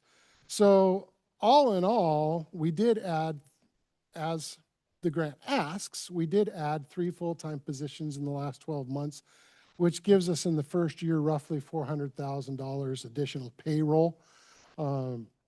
We did add that 1 part-time position. Again, what that payroll is going to look like is flexible depending on hours. And then between all of these 8 projects, let me take that back. Between 7 of the projects, we estimate that we're roughly 72 positions that were utilized between electricians, concrete finishers, laborers, drivers, carpenters, welder, fabricators, sales, administration, engineering, architects, safety, all of those different components that go into providing the products, delivering the products, and getting the jobs completed. Next slide, please. So overall, the value is that the county has invested $250,000 in cooperative support to our agency. Out of that $250,000, we have invested $1,252,428 just into the 7 projects. And I say 7 because originally the number was 8. The 8th one that we're not counting that we extrapolated was the $1,731,337 that we've invested or will be investing in those 2 apparatus. We didn't include that in the, call it direct outcome of the $250,000 that the county has cooperatively supported us on. But at the end of the day, there's been a 4 times return on the grant funds that have been graciously given to us, and for that we are thankful. Next slide, please. So why am I here? Again, because we put in, again, this time for $100,000. And as we were continuing with our strategic plan, our second station out at Todd Road, where the training facility and the shop are, it has never had standby power generation. So in that photo, we had budgeted this year for a standby generator and to be able to basically hook it up and have the transfer switch. The generator is currently there in that photo. That's that kind of gray box that's back in the back, sitting on the cement pad. So we've already poured the pad. We've already got the generator. The generator's placed. The fencing, the security fencing, is going up this Thursday, excuse me. What we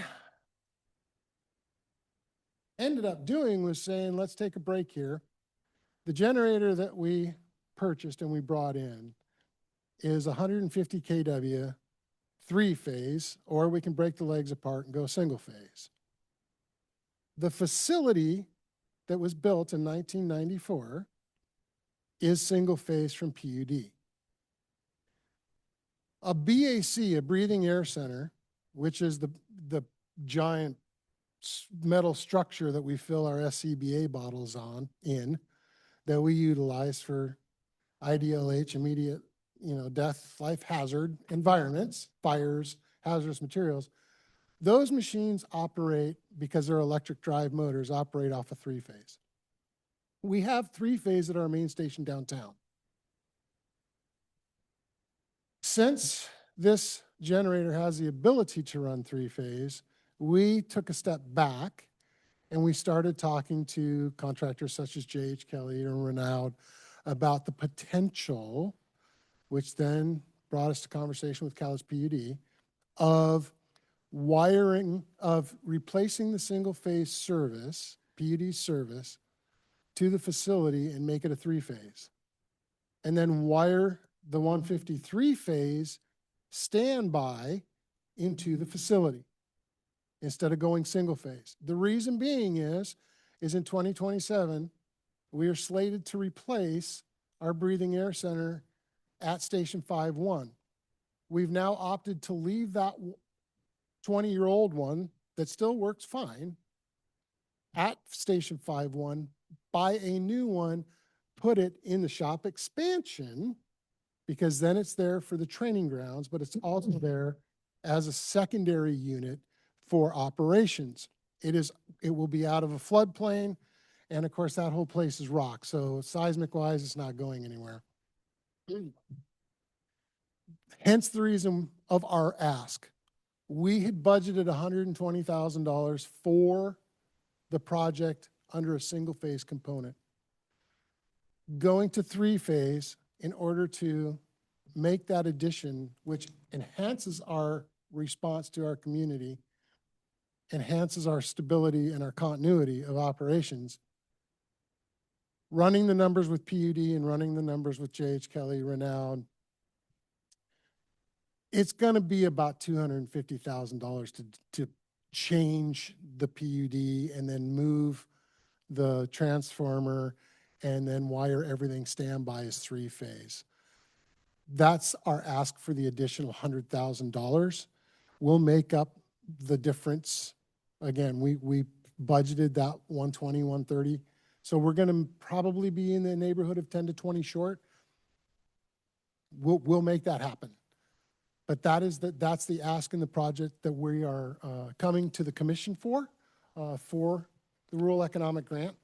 And again, I believe and feel strongly that the monies that you have invested in us, we have done our due diligence and we have met the goals that we have put out. Next slide, please. For this project, we're estimating around 18 construction jobs. Again, we will maintain our 12 full-time positions, our added part-time position, and our 3 seasonals, and we're still running at 24 volunteers.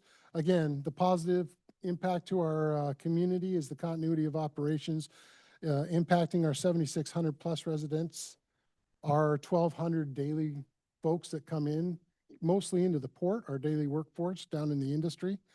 Again, the 50 port commercial and industrial businesses. And needless to say, we're going to be up to 29,000 visitors off of American Cruise Lines this year. Again, all with the intent to reduce property loss and increase life safety of everybody in our jurisdiction. Next slide, please. With that, are there any questions? Chief, how far south does your jurisdiction go?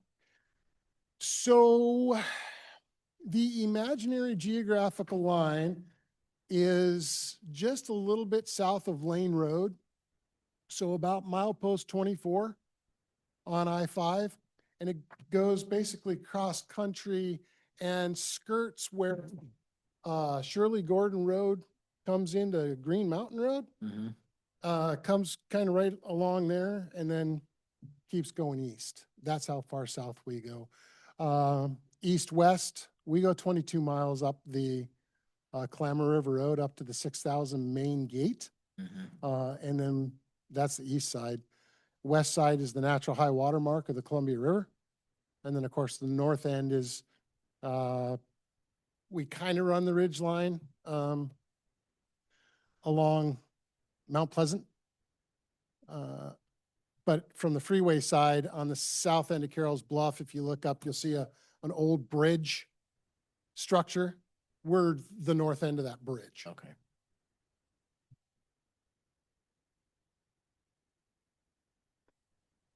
So the focus of this isn't solely just for backup power now, it's to get you with the three-phase capability to put your SCBA equipment in there? One could say it's twofold. I mean, yes, one could say that the primary goal now is kind of changed to be able to be able to put that equipment in. But the secondary is since that standby power has that capability, we would prefer to link it at that level versus single. So what do you do to fill your SCBA's now? What's the inconvenience?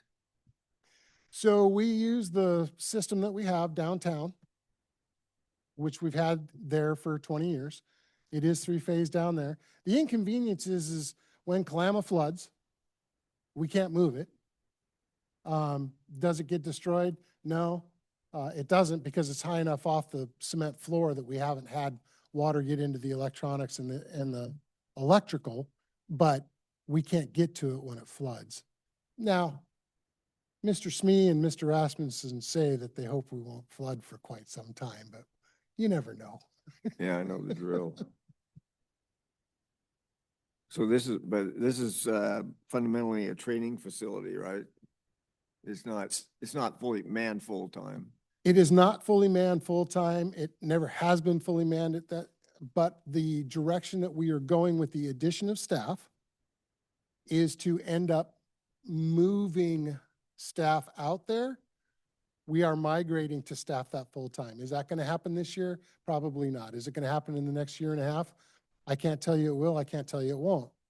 But we are moving, and that's why we remodeled the inside so that we can have staff out there. The intent is to have 2 line staff downtown, 2 line staff out on Todd Road, and run ALS units out of both stations.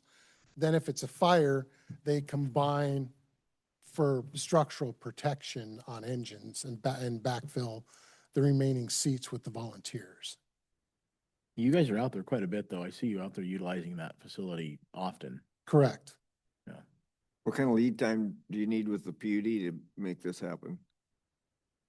I don't have an answer with that because J.H. Kelly went and talked to PUD in reference to moving the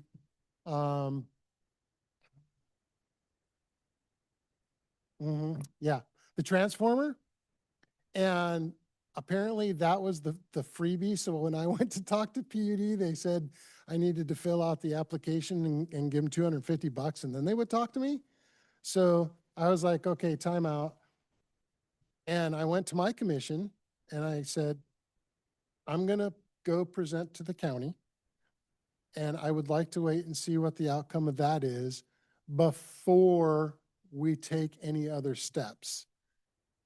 I didn't want to waste anybody else's time and or money without us knowing exactly which direction we're going. Are we going to go single phase? Are we going to go 3-phase? Going 3-phase, is it solely dependent on this money? Well, yeah, not solely, but probably 90% dependent on this money. I'm not going to lie. But I didn't follow up with PUD once they said, fill out the application and give us the money. So I don't know what the lead time is. Okay. I know that they're out there quite a bit because there's a county road project going on that's just a doozy.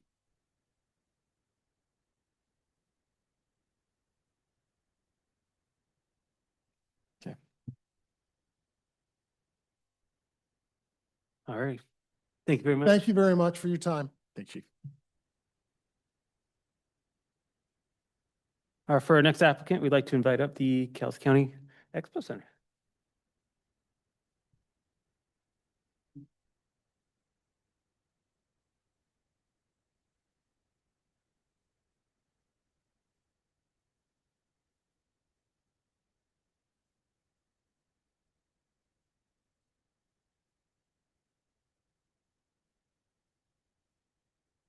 Do I have control of this, or do I just tell you? Okay. Good afternoon, and my name is Kim Bocut with the Cowlitz County Event Center, and I just want to thank you for your time today. I'm here to request $31,903 to replace two currently inoperable roll-up doors within our indoor arena at the Cowlitz County Event Center. Next slide, please. This is a 30,000 square foot facility that supports the fair as well as year-round use from youth 4-H and high school equestrian teams to regional livestock shows and dog trials. Our clients love utilizing this facility as it is one of the few facilities in our region that can host their events consistently throughout all seasons. Right now, two of the doors are no longer functional and cannot be repaired. This creates a safety risk for people and animals, and it limits our ability to operate the facility, especially during inclement weather. If we can't safely move animals and equipment in and out, we risk losing our clients to other venues. Next slide, please. When we lose events, we lose more than just facility revenue. These are often multi-day events that bring people into Cowlitz County, filling hotel rooms, supporting restaurants, and driving local spending. They also support our agriculture community by purchasing from local feed suppliers and utilizing veterinary services. Next slide. The request today is straightforward, is a straightforward infrastructure fix. With funding, we can replace the doors with commercial grade systems and have the project completed within about 120 days. Completion will restore full functionality and protect the long-term use and marketability of this facility. Our current maintenance budget cannot absorb this cost, and delaying it will increase both risk and the likelihood of event disruption. I feel this is a small investment that protects an important county asset and helps sustain ongoing economic activity. Thank you. Short, sweet. Any questions? In that picture, Kim, is there something propping that door open? We can raise it with a forklift. Yeah. They're not motorized doors now. You want to convert them to motorized? They are motorized, but the motors are burned out. Okay. So we have to lift them with the forklift. We used to be able to lift them manually, but everything's kind of froze up. Yeah, and I remember seeing correctly one time they had to use something to hold it up because they could get it up, but it would come back down. And I was just waiting for that to fall on somebody. Yeah, pretty bad situation. Yes.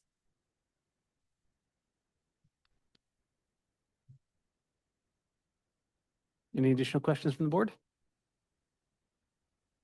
Just for reference, I did bring a few numbers. In 2024, that arena was used 156 days out of the year.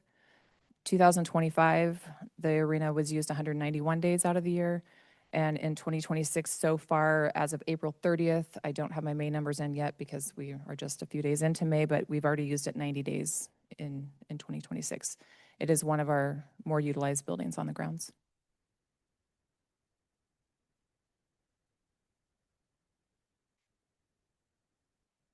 What does it do for you to have those doors there at all? Why not just remove them? It protects from the elements. They're pretty large. So having those open, especially in the wintertime, when we have different horse shows aren't as impacted, but dog shows are. There's a lot more people in there and a lot less, or the animals are smaller. So it gets really cold, really drafty. The one at the west end of the building that doesn't open or close, that it just stays closed in the wintertime. The other one is actually a main egress door, the one at the north side. And if I remember correctly, is it the one on the east side that is used to get the tractor in there to do the dirt work? And they have to get by the forklift that's holding the door open. Yep. Yeah.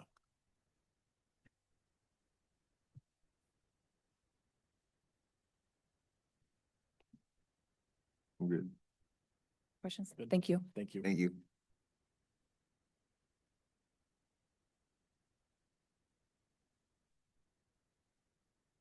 So for our next applicant, we'd like to invite the City of Castle Rock.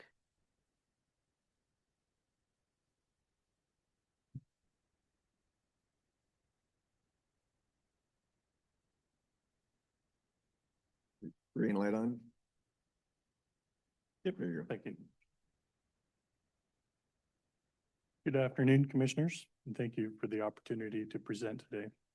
My name is Tyler Stone. I'm the Public Works Director for the City of Castle Rock. With me today is the Mayor, Paul Hellenberg. The proposed project I'm bringing you today isn't just an infrastructure improvement. It's adding capacity that's necessary for planned development on the east side of Castle Rock, directly aligned with the purpose of creating and retaining jobs. Next slide.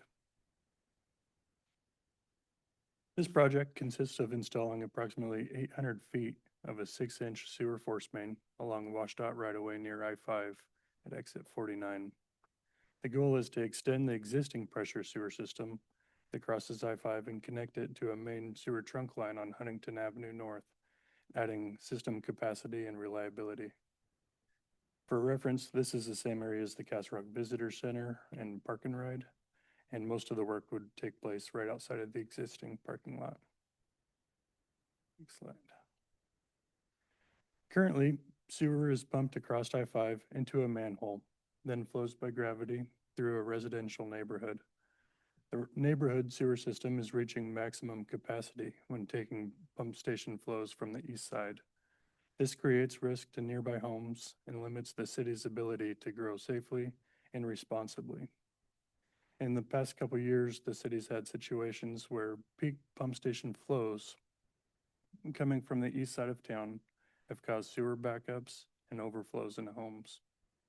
This isn't something anyone wants to have happen, and something we could absolutely avoid with our proposed solution. Next slide, please.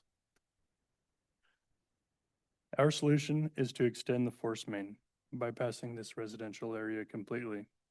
This will improve reliability, reduce risk, and increase capacity to support future growth on the east side of Castle Rock.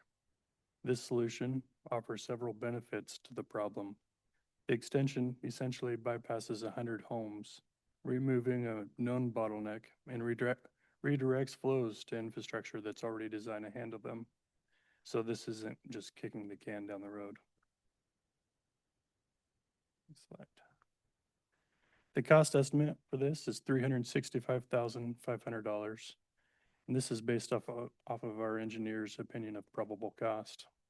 This is a lower request than we've seen in previous years for the rural funds, but leads to the fastest impact we've had by instantly giving residents a huge amount of increased security from sewer backups and overflows into their homes. For a project of this scale, delivers a high return and impact for the dollars spent, while adding the capacity required to accommodate the planned development near exit 49.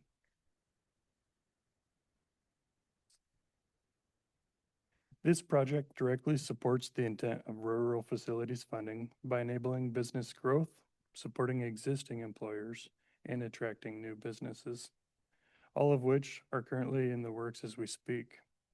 The project takes some of the financial burden away from single developers and making it feasible to expand on the east side of exit 49 in Castle Rock. Next slide.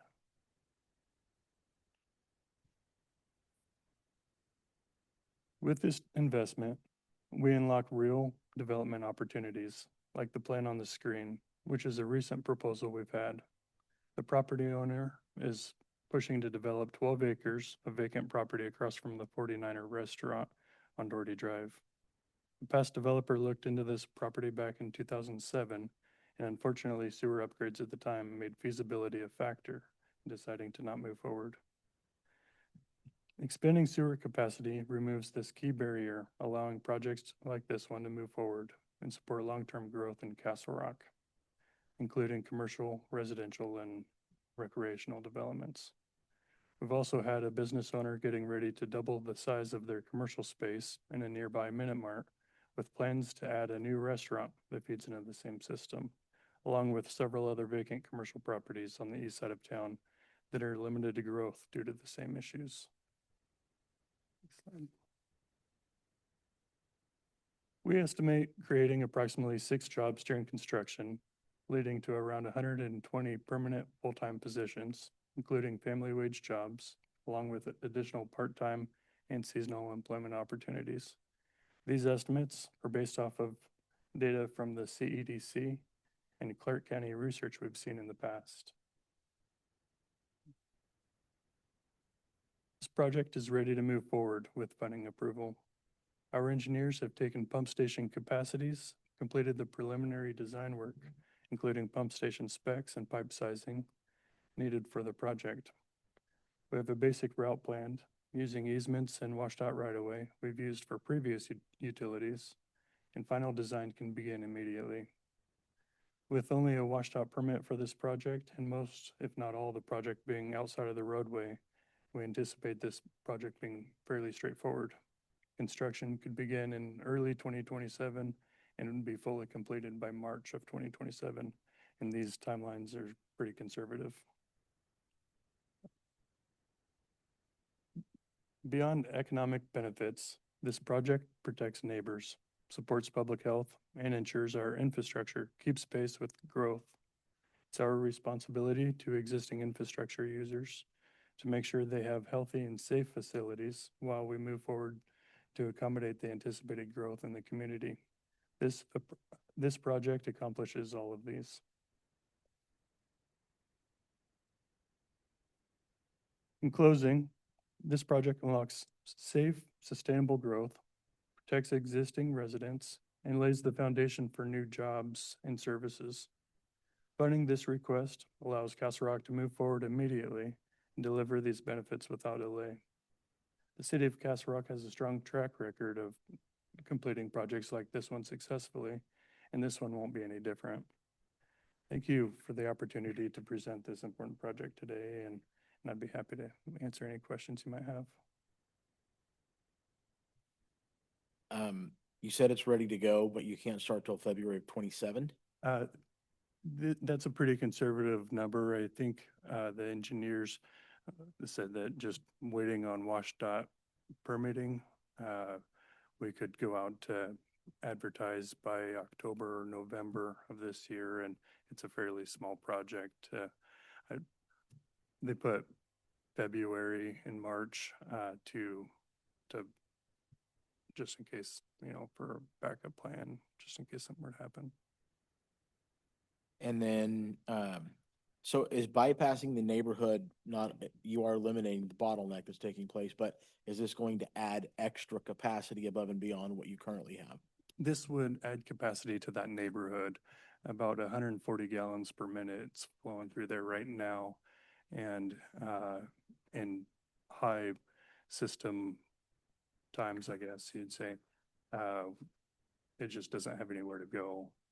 And you said that's about 140 homes? 140 gallon, 100 homes. 100 homes? Yeah.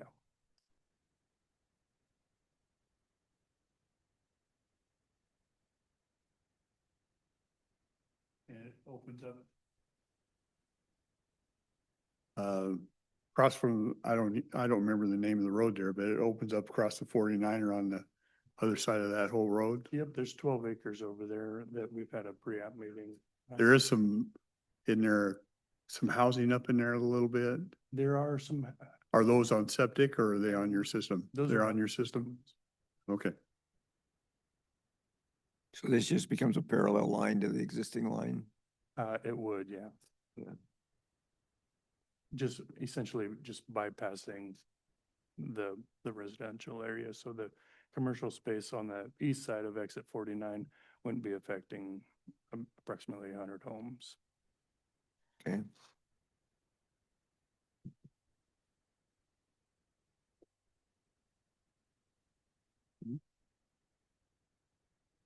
Else? Good, thank you. Thank you. Thank you. Tyler. For our next presentation, I'd like to invite the City of Longview Parks Department. Do we need another chair, Justin?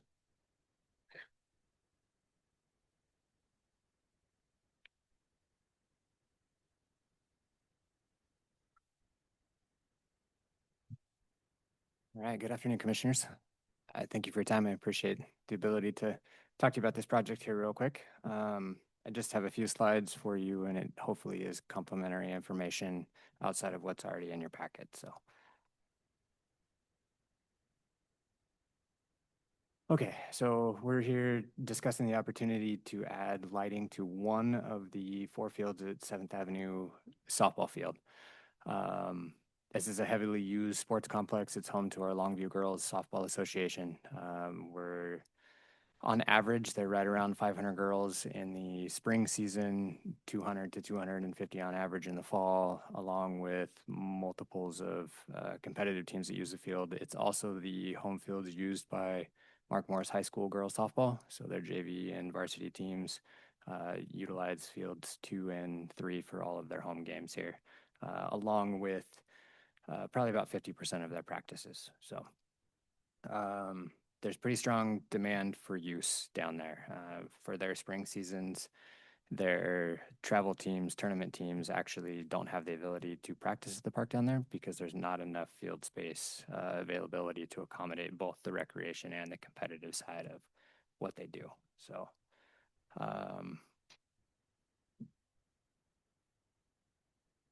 yeah, okay, next slide.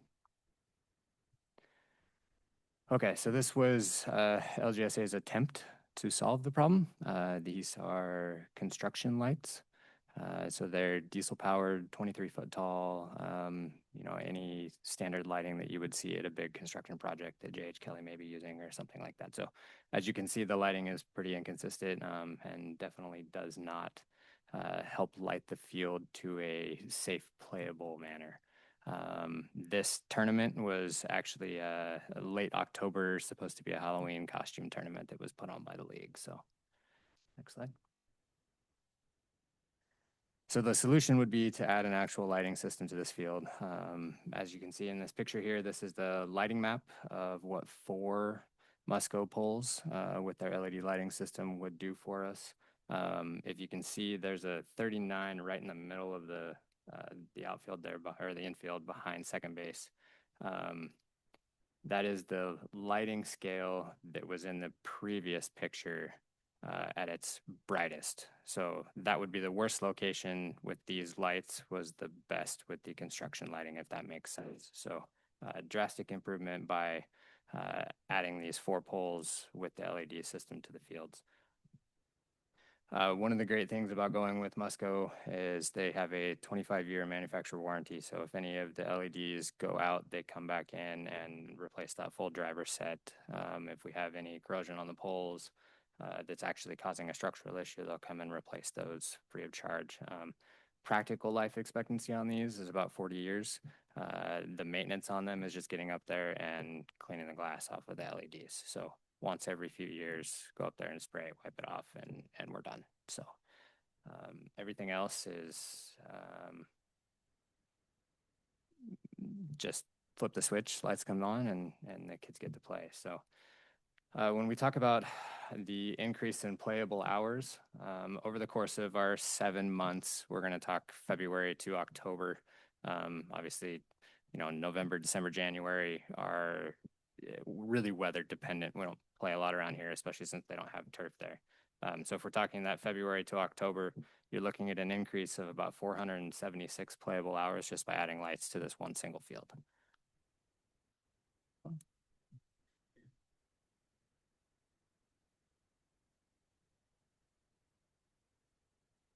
All right, just quickly, some recent investments into the field.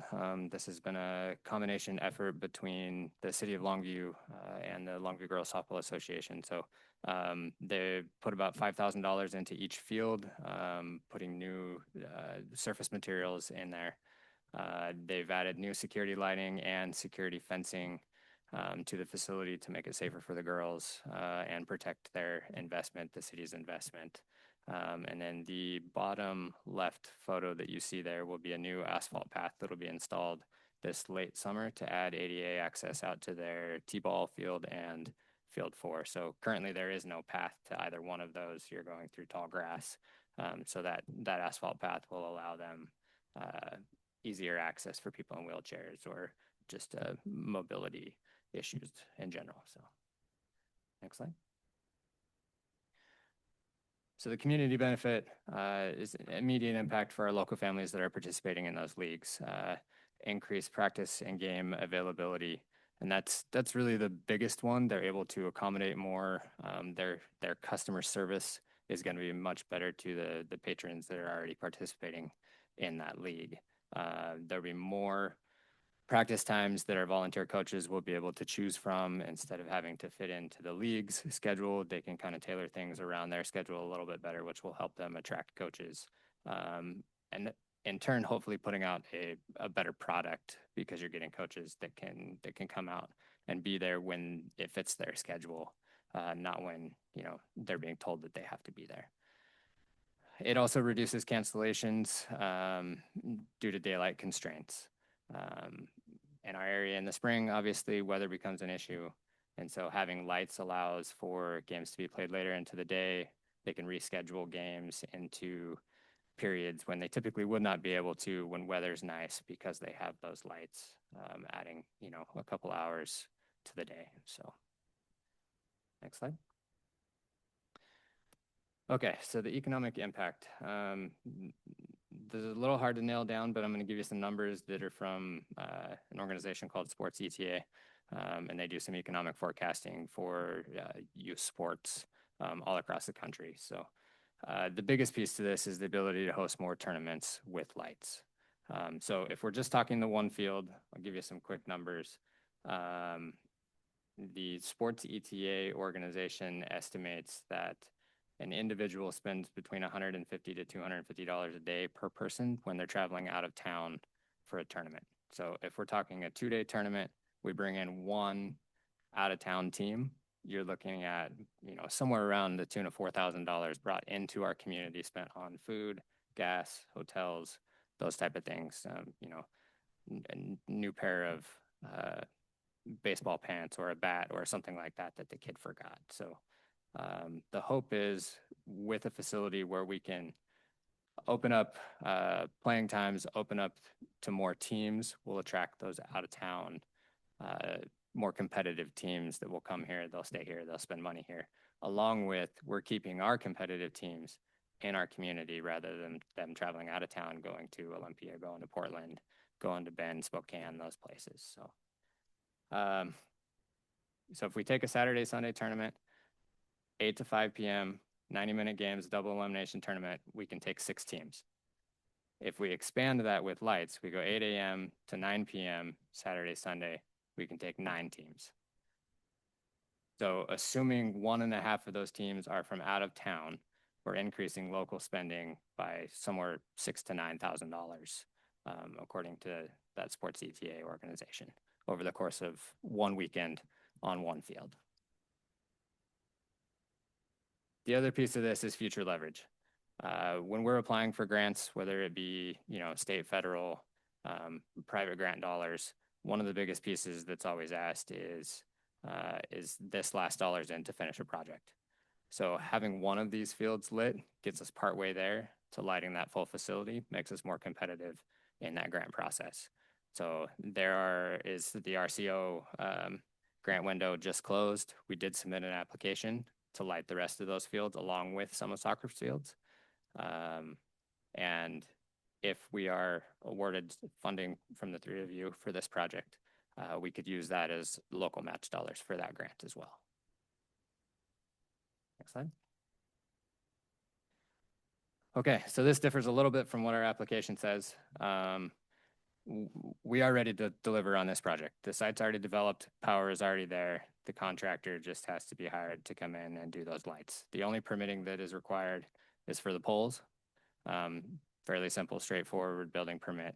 The lighting plan is complete by Musco already, so the Forward can move quickly upon funding. So our ask at the end of the day is your support funding this through the Rural County Public Facility Funds. Happy to answer any questions you might have.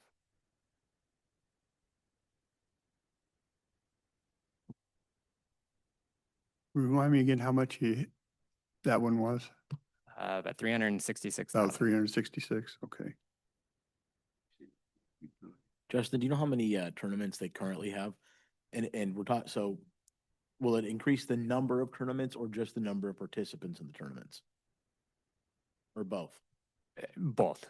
So LGSA has plans to expand and is on the verge of hosting at least a couple more tournaments this year. They currently host about 5 on average over the course of the year. the biggest complaint that we hear from them and their volunteer board is just time. Not being able to play into the nighttime severely limits the amount of teams that they can bring in, which doesn't make it worth their efforts and the volunteer labor to put on more tournaments. So we as in Parks and Recreation we just partnered with USSSA and they are our facility user now out at Roy Morris Park. They have expressed interest in hosting tournaments at other locations around town as well. So we're currently having those conversations with them too, to see where and how and what we can expand that relationship together too. So. What would it do to your project if you got 50% of that instead of 100% of it from us? The quick and easy answer is we wouldn't be able to move forward. The answer that I would like to give you to take a little more time would be I could get creative and we could figure something out. There is some engineering costs in there. We can go back to the vendor. I think we can potentially get that down a little bit, but I'm not sure how far. You mentioned you put in for some RCO grants. How much did you? I believe our total ask from RCO was just shy of 1.5 million. 0.5. Yeah, so that will light the other two fields at 7th, part of their 3-wheel wagon there. And then it will add 6 lights to the soccer portion of that park across the big parking lot. So half of that side is actually Kaiser's property. So if you cut the city park in half over there, it will light half of the space that soccer uses. It's about the size of 2 adult soccer fields. Yeah, okay. So this is just one cog in that giant wheel that you guys are wanting to do out there. Yeah. One of the other pieces and why we're going after the single field at LGSA first is for female facilities in our area. There's not a whole lot that has lights on it. You've got the 2 fields at Kelso, and that's it. There are no other softball fields that are lit in the area. So this is a good first step to provide that additional amenity to them. Are you referring to the ones at Tamo? Yeah. Where the LCC plays? Yes. Yeah. Yep. Other than those 2, there are no other dedicated, youth softball fields in the area that have lights.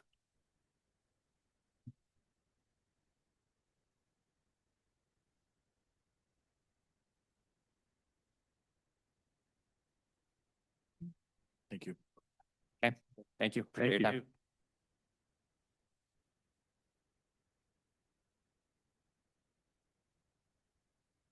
Saving the best for last, it sounds like. We're going to have City of Longview Library.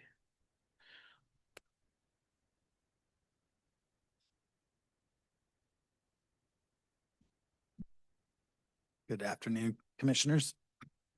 I'm Jacob Cole. I'm the Library Director of the Longview Public Library.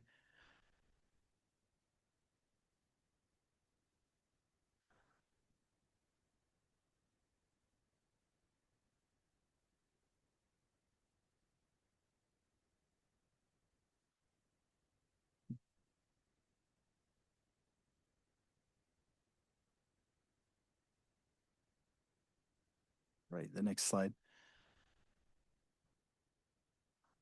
As you may know, the Longview Public Library was opened in 1926 as a gift from R.A. Long. It is at 1600 Louisiana Street. In 1967, the library added an additional portion and it doubled the size of the library. It's currently 33,000 square feet. The building is used for educational and literacy purposes primarily, housing resources and artifacts of Longview's history. Next slide. The Longview Public Library has been seeking funding from multiple grant sources for carpet replacement because we believe the importance in providing an accessible and safe space to the public. The current carpet is probably, we believe, from 1967. It's discolored, it's dilapidated, it's a tripping hazard in certain places where it's been patched. There's no current funding capacity available in the library's departmental budget or the city's capital improvement budget. These funds are necessary to improve the space now. Next slide. So this slide and the next couple slides are just kind of showing the damage and the discoloration to the carpet.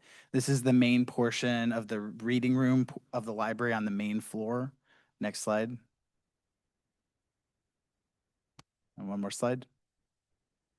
All right. So while there are other public libraries in Cowlitz County, the Longview Public Library serves the most citizens and provides space for the largest events of its type. Families from all over Cowlitz County and even outside of this county come for our various events.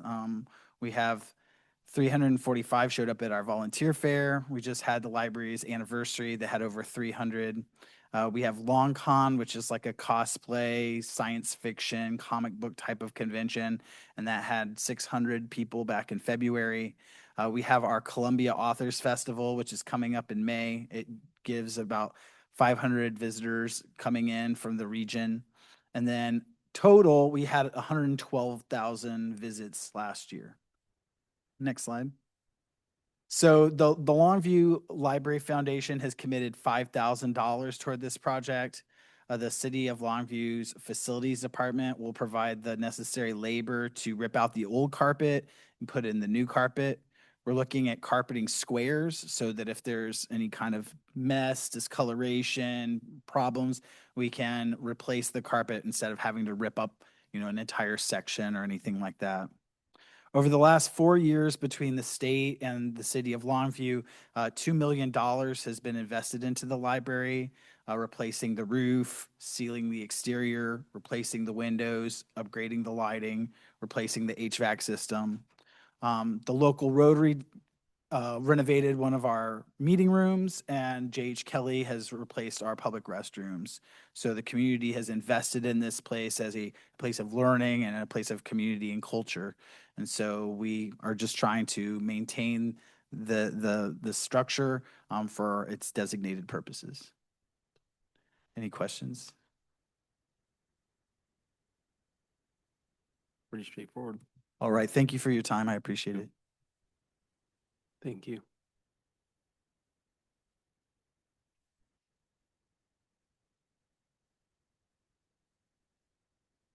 So to recap, commissioners, we've had 10 applicants that we've heard from over the last 2 weeks. The total request of funding has been approximately $4.11 million. We have approximately $1.56 million in funding available for the 2026 year.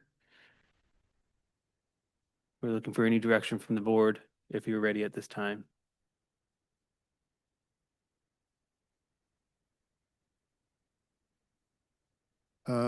I would take a little time and I'd get you my thoughts on it tomorrow if that helps. Let me kind of review them all. Yeah. It's a tough year because we don't have a whole lot of funding for a lot of good asks. Mm-hmm. And once again, we don't, on some of the smaller, we have used interest earnings before. We've used all those up, so we don't have any interest earnings that can be applied this year. Correct. And we will not have Okay. interest earnings moving forward. Okay. Oh, okay. Yeah. All right. Okay. Do we have to make that decision in a public meeting, or can we just relay the info to Sean?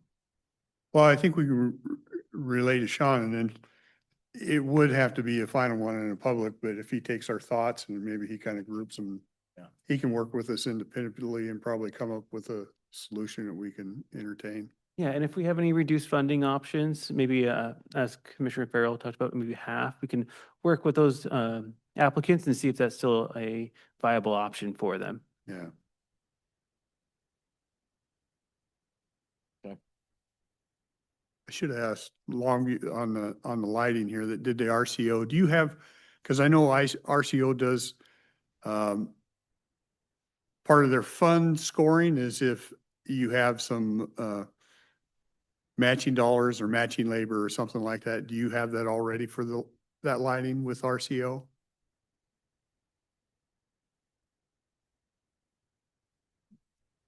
So because of the deadline of that grant and when this meeting was to happen, we let our RCL manager know that we would be submitting that application tentative to this meeting. So Okay, so- our, So this one here would kind of serve as your matching funds with RCO to get that. that would that meet bigger. our matching requirements would be this funding, yes. Okay. Yeah.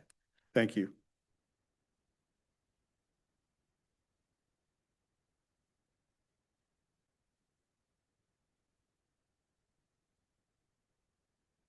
Okay, does that sound fine, Sean? Sounds fine. We'll work forward from Okay. there. Thank you. Thank you. Thanks to everybody.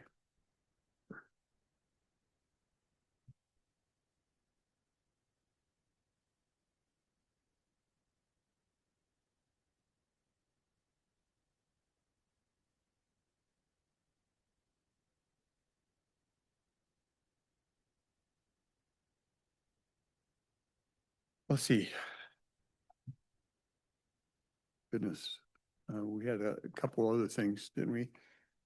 Y'all see, I imagine they probably talked to you about it yesterday too, Yeah. that letter for the port. Yeah. I read it. We okay with that? Yep. Okay. So that takes that out.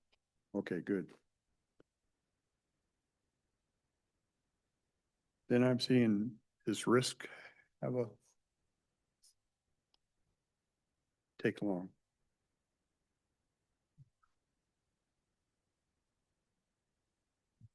You want to touch on any other commissioner or do you want to touch with Sean on another date?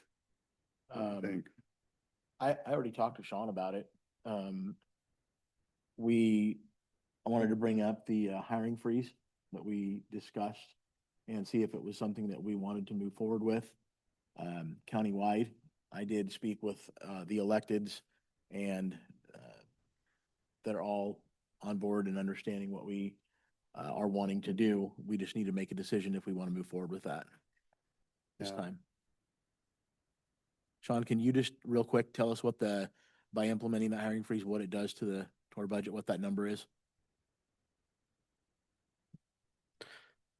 So in the general fund, if we were to initiate a hiring freeze, looking at positions that have not already been taken into consideration for budget reductions that we've initiated already, would save the county approximately $1.48 million this year.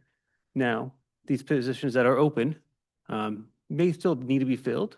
These are just a snapshot in time of those open positions. Yeah.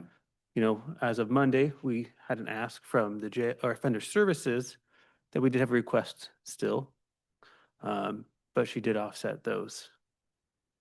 So How much? What was the number again? all in costs on those would be about $1.48 million. And there was some talk about the way Thurston County did it, that we could still entertain what we considered critical Issues, yeah. Mhm. positions. If we have an agreement that gives us that ability, I'd be all in for it. And of these open positions, there are many of them in the prosecuting attorney's office. And so, you know, if there is a qualified applicant, he may still want to move forward and come to the board at that point.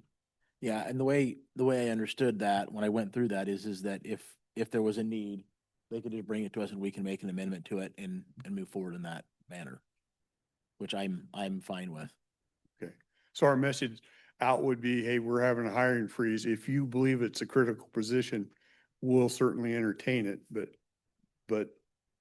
Come justify it. yeah, I'm good with that. Do we need to make a motion to do that? I would say so, yeah. I would just encourage you to, even if not. I'd make a motion to implement a hiring freeze across the countywide, all departments for 2026.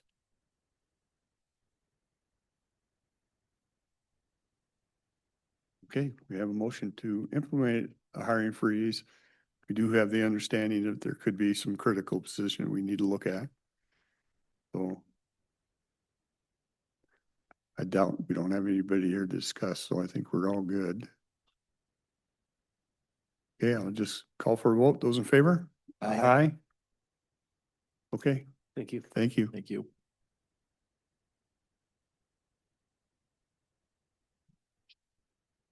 Anything else, gentlemen? Long day. We're all good? I'm good. Okay, we will adjourn.